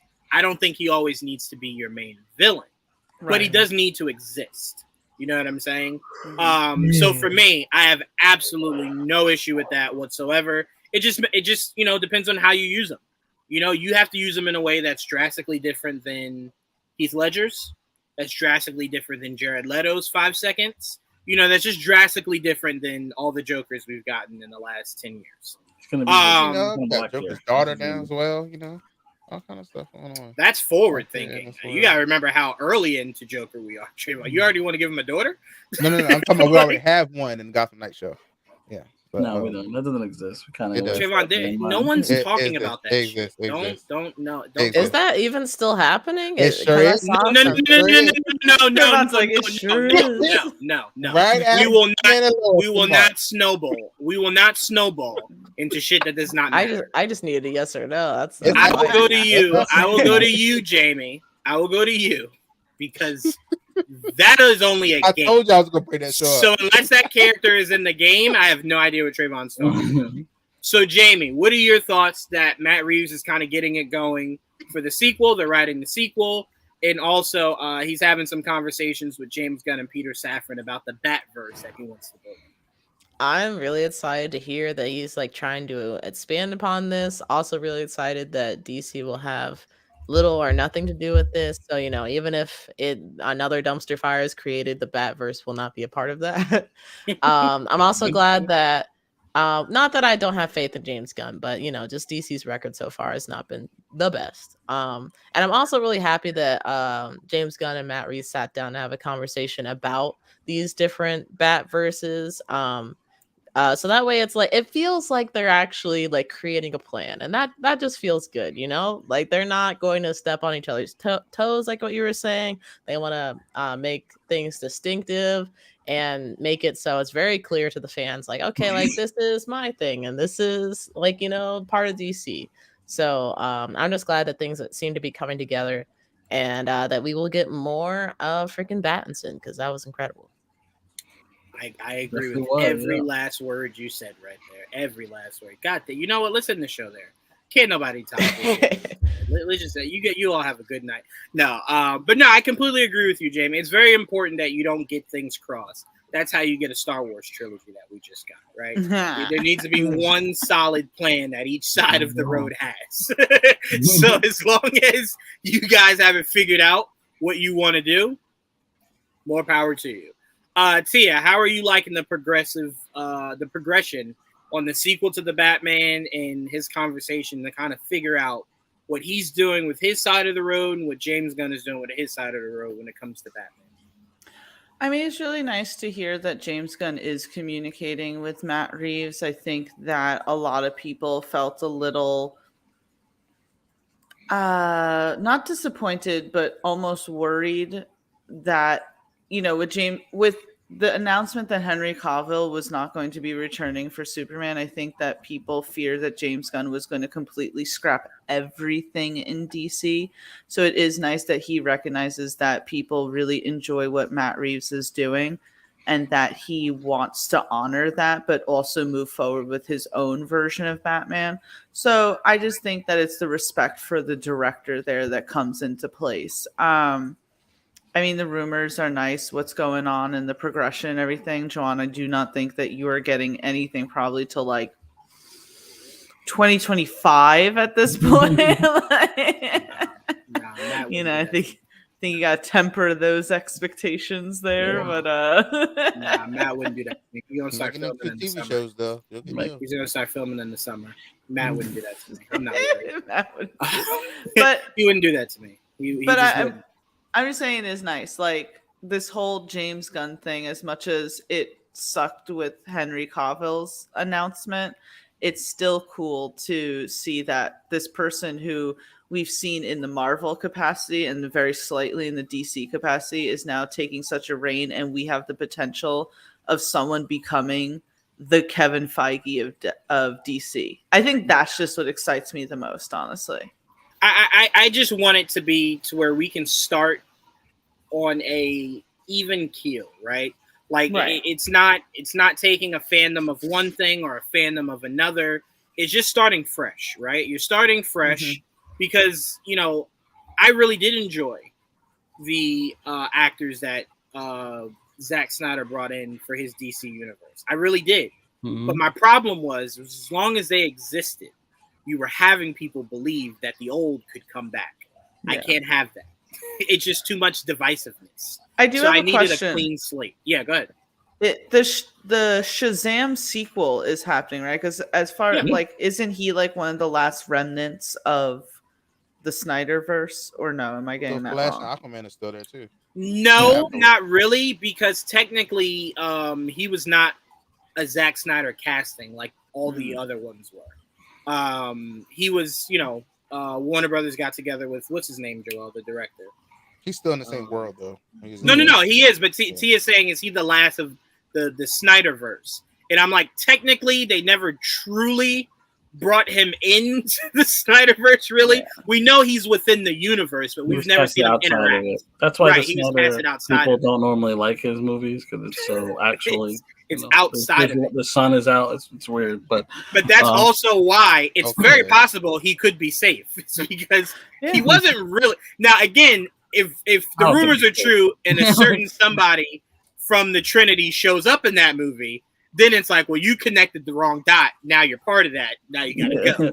But if it's not in it, it's very possible he can live on. The first movie almost did it anyway with Superman. So right. With the and the Batarang. And the Batarang. Yeah. So I'm like, yes. That to answer your question, Tia, yes. But like I said, I just needed a fresh start. Just a new breath of air. You know what I'm saying? And I think it'll be for the better. Now, will it be better? We have to see. But I think it'll be for the better because I think we should all unite because we're all working on the same level, right? None of us really have what we want right now. So it's like no one should really be upset. None of us have what we want. Frustrating is what it is. I want a movie right now. I don't have that shit. You want an actor? I want a movie. So it's like none of us have what we want. There you go, Joel. There you go. You want a universe? I want a movie. Trevon wants an actor. None of us have what we want right now. So till we get it, we're all on the same page. We're all on the same page. I like this is the first time I feel like we're in the right direction for all because every year it's like we're trying to make sense of everything from months at a time. But it's so. But it's so crazy. For years, I feel like we've been saying, or certain people have been saying, like you just need to wipe the slate clean, and so many people have been clutching on. Thought they would do it. Clutching on, saying like, no. All they need to do is get this new director, and it's like now that things are finally being wiped clean, it's like, see, guys, we can get this. You just have to let go. It's hard. I didn't think they'd ever do it because they're just so much invested in these old the actors and all that shit. I never thought they'd actually pull through with it. So this is unprecedented. That's why when the news started coming out, I was like, what the fuck? They might actually go through with it. Right now, we don't even know the whole plan, but it just looks like that's where it feels right. That's what I'll say. It feels right. It's the right thing to do. It's the right. It feels right. Trevon, you just won't let go of yesterday. We understand, but it feels like it's I just feel like wiping the slate clean means wiping the slate completely clean. Everything. So let me ask you this. Because here's where I'm going to point out your bias. But we know your bias, so it's okay. This is where I'm going to point out your bias. If James Gunn fired everybody but Henry Cavill, would you feel the same? What do you mean? There you go. Exactly. If he said everybody is gone except for Superman Henry Cavill, you would be sitting here with a big ass smile on your face. Well, I still got Henry. Well, Trevon, who do you want like completely let go? He wants everyone that has not been actually named as that they will not be returning. So far, it's only been named that Henry is not returning. Right. Didn't they say something about Gal not coming back? No, but that's only rumors. James Gunn has never said it. It's basically right now. Henry is the only name that he said. And The Rock. The Rock was kicked. The Rock, he skipped that rock through the water. He said, "I'll get to you later." But Henry, he definitively said, "You're out." So technically, that's my point. Of Trevon's only upset that Henry is out, and it seems like everything else is possibly safe. So my point is, if they fired everybody but kept Henry, I don't think he'd be this upset. Well, they had to do the Henry because they had to almost do like damage control. Henry had announced that he would come back, and James like, ooh, no. I wish you hadn't said that, brother. Bad advice, brother. Yeah, they never called me first. Yeah, so I'm gonna need you to pack your shit. Yeah, I think that's like the reason why he had to make the official announcement, and like no one else. So Rock definitely got his pink. Well, all in the game. What I'm referring to is that James Gunn said that he plans to work with The Rock later on. He did not come out and say The Rock is no longer Black Adam. That's what I mean by that. He came out and said Henry Cavill is no longer Superman. I don't. No. If that happens, I'm not arguing that if it happens. I'm just saying the only thing he has said out of his mouth definitively is that Henry Cavill is not Superman. That is it. He's alluded to maybe that The Rock is not going to be Black Adam, The Rock came but he out didn't say it. He's pretty much done. So was this recent? Because when he officially when he made that initial comment, he was saying it's not part of the plans right now. That's what he was very specific on saying. Layman's terms right for, now. He's done. He's done. And but to me, I kind of feel like if you were no, the thing is, it's like Henry Cavill's gone as Superman. It doesn't mean he's gone from the universe. He would love to go back to something else. Right. I think it's the same case with The Rock. That's all.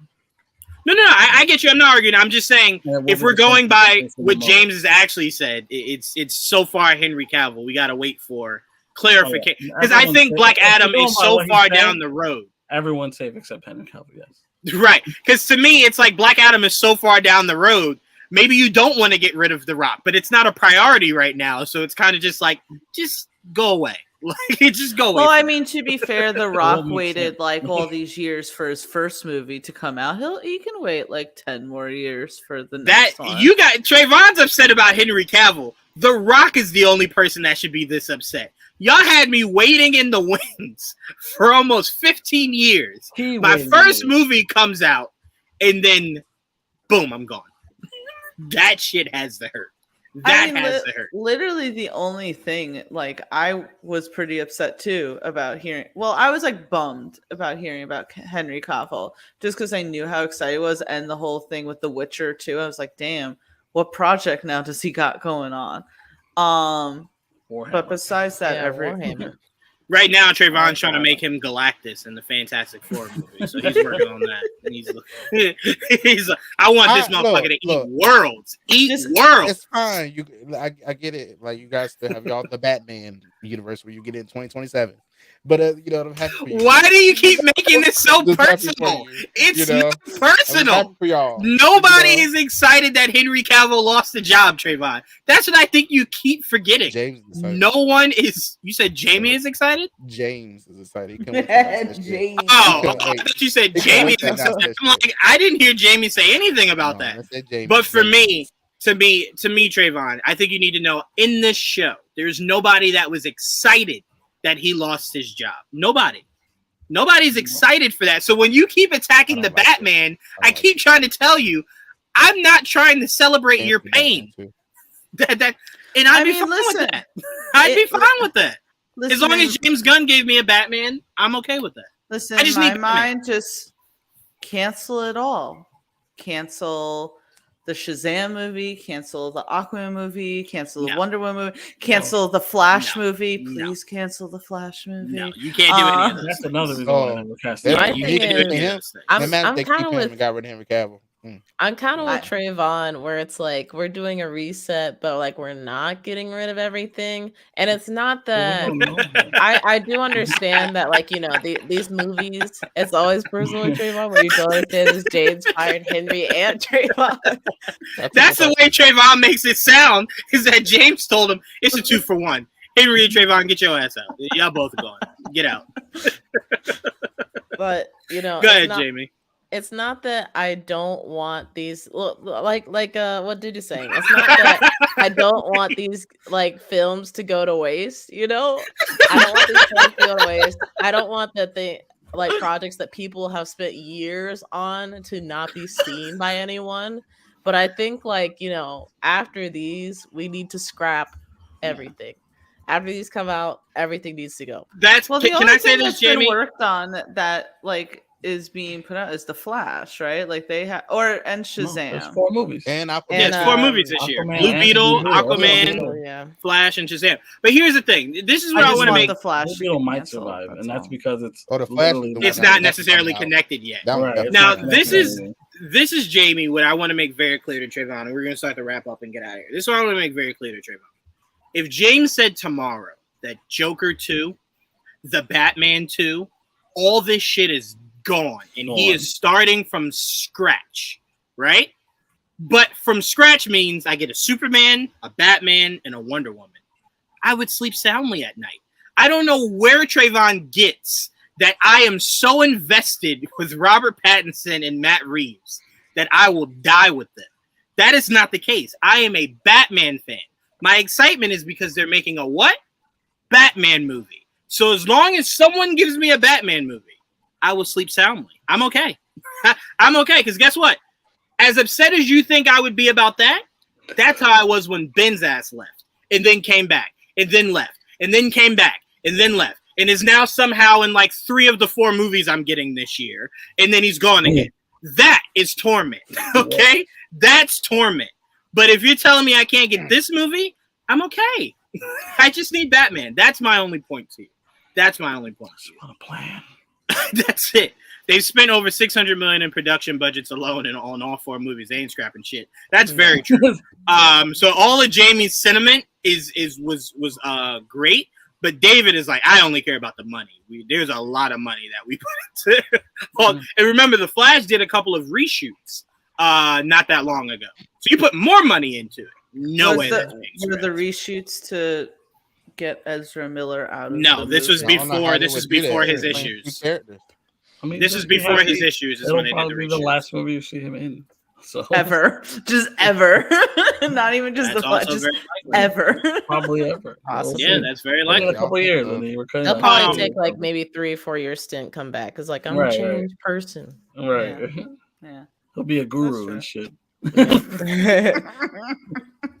Namaste. I mean, you're not wrong, DJ Vinny. Trevon does. I don't know. I still don't know why he made it so personal. Like, I don't understand. I don't celebrate his pain. I don't. I just want something that is cohesive. And if that means starting from scratch, let's start from scratch. That's all I'm saying. I was never in agreement of completely like a full reboot because I didn't want to see those actors go. That's 100% true. But I'm okay with it because I want to see a cohesive universe. Yeah. Period. I just want some continuity because it's hard to. There's nothing more to me personally, obviously, nothing more frustrating to try to explain the DC universe to someone that doesn't understand it. You can't. Well, the problem is we don't understand it. So you got 2 people who are sitting there like, how do you explain the craziness that is the Flash? I don't know. like what? I don't know. Who and what? All I know is on this slate, I bet I see Peacemaker and I bet I see Suicide Squad. That's all I know.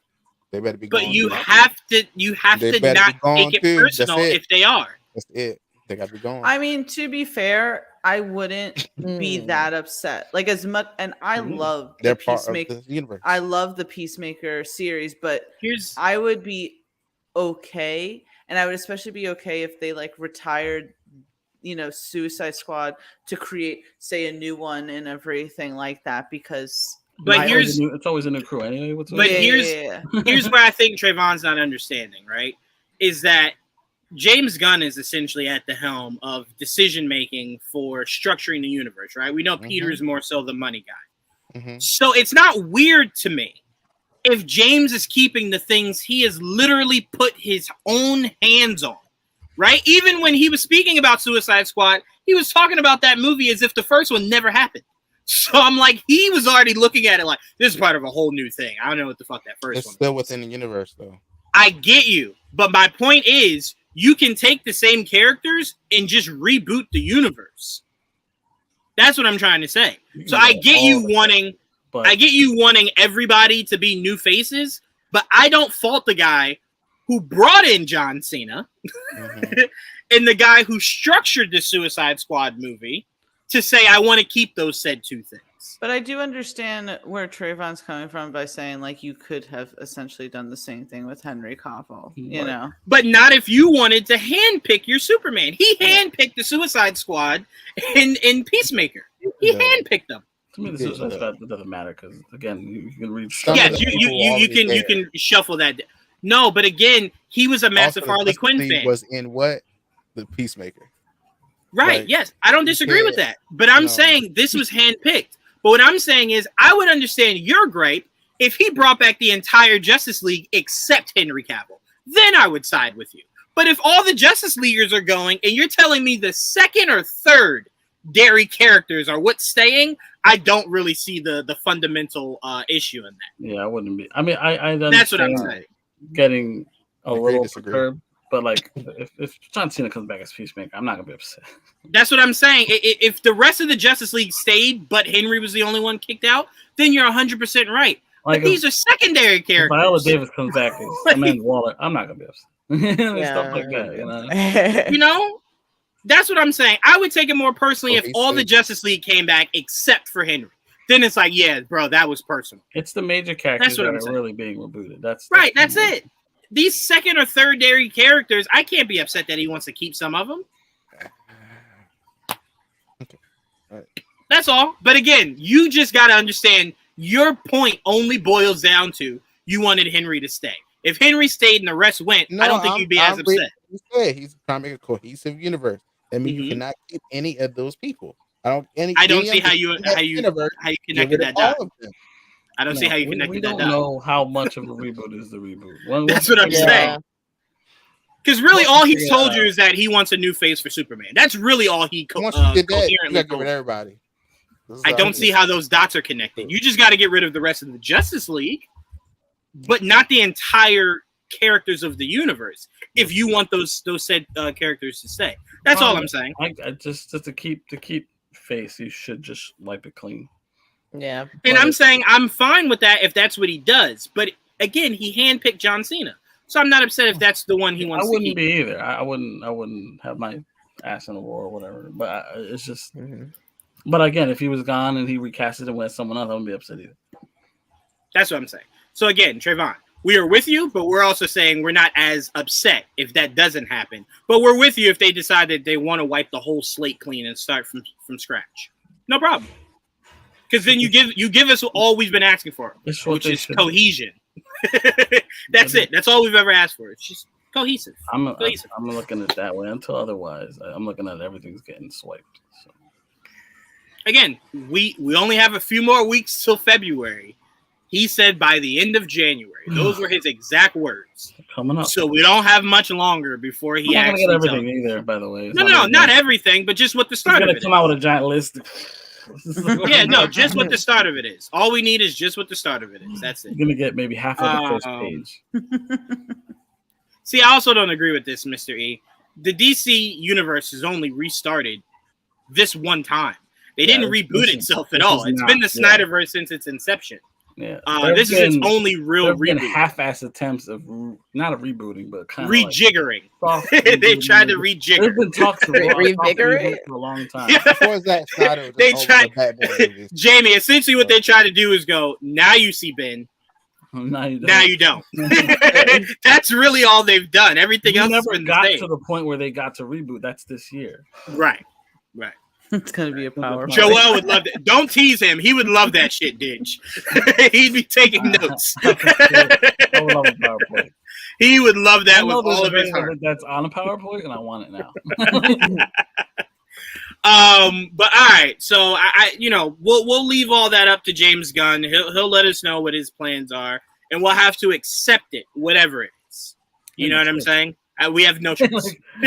We have no choice. Same way I have no choice. I know I'm going to see nothing but ass cheeks in season 2 of Halo. You got no choice with your DC universe, Trayvon. If I It see is what it's ass, gonna be. that's the last season for me. If I see ass, that is the last season for me. Okay. No more. Man. I got places where I can see that. And stop I got other shows for that. All right. Yeah. I don't need it in it. Halo. Not for Halo. So I'm just saying, Trayvon, I think what might be more constructive is that you just accept that you won't like what they're doing because it's not what you want it to be. I already know that. Nah. So you should just be able to release I'm it. already there. I'm already there. It's all you can do. Is You should just just release it. mind. That's all. That's all you can do. That's all I asked you to do. That's all I asked you to do. That's all I asked you. Yes. That's all I asked But you to it's do. perfectly pale and round. Y'all all They need weren't supposed to Jesus. see his face, let alone his ass. His ass. To be honest with you, at this point, Jamie, I would have preferred seeing the ass in his face, if I'm being quite honest with you. If that was the 50-50 you told me I had to decide on, To see his No ass problem. or his face, I'll go with the ass. Thank you. I'll take the ass for 500, sir. I know what I'm going to look up on YouTube after this. There you go. So yeah, just wipe it clean. Just wipe You it watch clean. American Gods. Trust me, you've seen them. Hooker, man. You've seen Pablo Shriver ads. Yeah, you see more than that. Anyway, this has been an awesome show. I want to thank Mike who joined us. I want to thank Tia, Joel, Jamie. Thank you so much, Jamie, for popping in, and Trevon. This was a fun one, guys. I do want to let you know we will not be doing an after show for The Last of Us every Sunday like we had planned. I thought the show came on at 8. So I was hoping by like 9:30, the latest, we could start. I'm not starting that shit at 10 o'clock. I'm just not. Sorry. Or 10:30. Sorry, I'm not How starting. long the episodes are. Right. So we couldn't do that. So stay tuned. Every Monday, we will be starting the show with breaking down the past episode of The Last of Us. So it's not like you have to wait a week or just so the very next night. All right. Mm-hmm. But thank you guys so much. We had so many people in here from both Twitch and YouTube. Please, guys, run up the Twitch. We will be giving Twitch a lot more exclusive content. I'm thinking got a conference coming soon. Oh, it does. Okay, so we could do gaming for Xbox to tell us about Halo Season 2 and Halo 56 and Gears of War 50. Maybe Banjo and Kazooie. We'll stay tuned for that. Let's see a few comments before we get out of here. I respect wanting to sleep. Yeah, all of us have to get up bright and early, so it does hinder us. Especially tomorrow. Needing your beauty sleep, yes, we do. We can't always look this beautiful without our rest. Okay, so we need it. And all right, thank you guys so much. But please make sure you guys are staying tuned to Twitch and our YouTube. We have so much content coming out for you guys. We will be doing something very special for Ant-Man and the Wasp. So make sure you guys stay tuned for that. Me and Dakota are cooking up something very vicious. Jonathan Major's going to be on the podcast. Let's go. No one said that. Trayvon But saying no make it one, happen. but no one didn't Dig say that. Yeah. I will Jonathan vehemently Majors. deny Jonathan Majors. You know what? No, I'll manifest that shit. Jonathan Majors will be on this podcast. Trayvon, Yes, he There will. you go. Yes, he There will. you go. There Yes, you go. There you There you go. Yes. And Trayvon does He will- Trayvon does have it. Trayvon does have it in his contract with GVN that Jonathan Majors does have to be shirtless. So for all you people looking for that, it is in Trayvon's contract. Woo. So you I don't got know it. if there's Don't anything you I'm gonna worry. be able to do. But all right. It's all right. Trayvon, go wash your hands. That's really all I got to say to that. But thank you guys so much. And until next time, peace. Peace.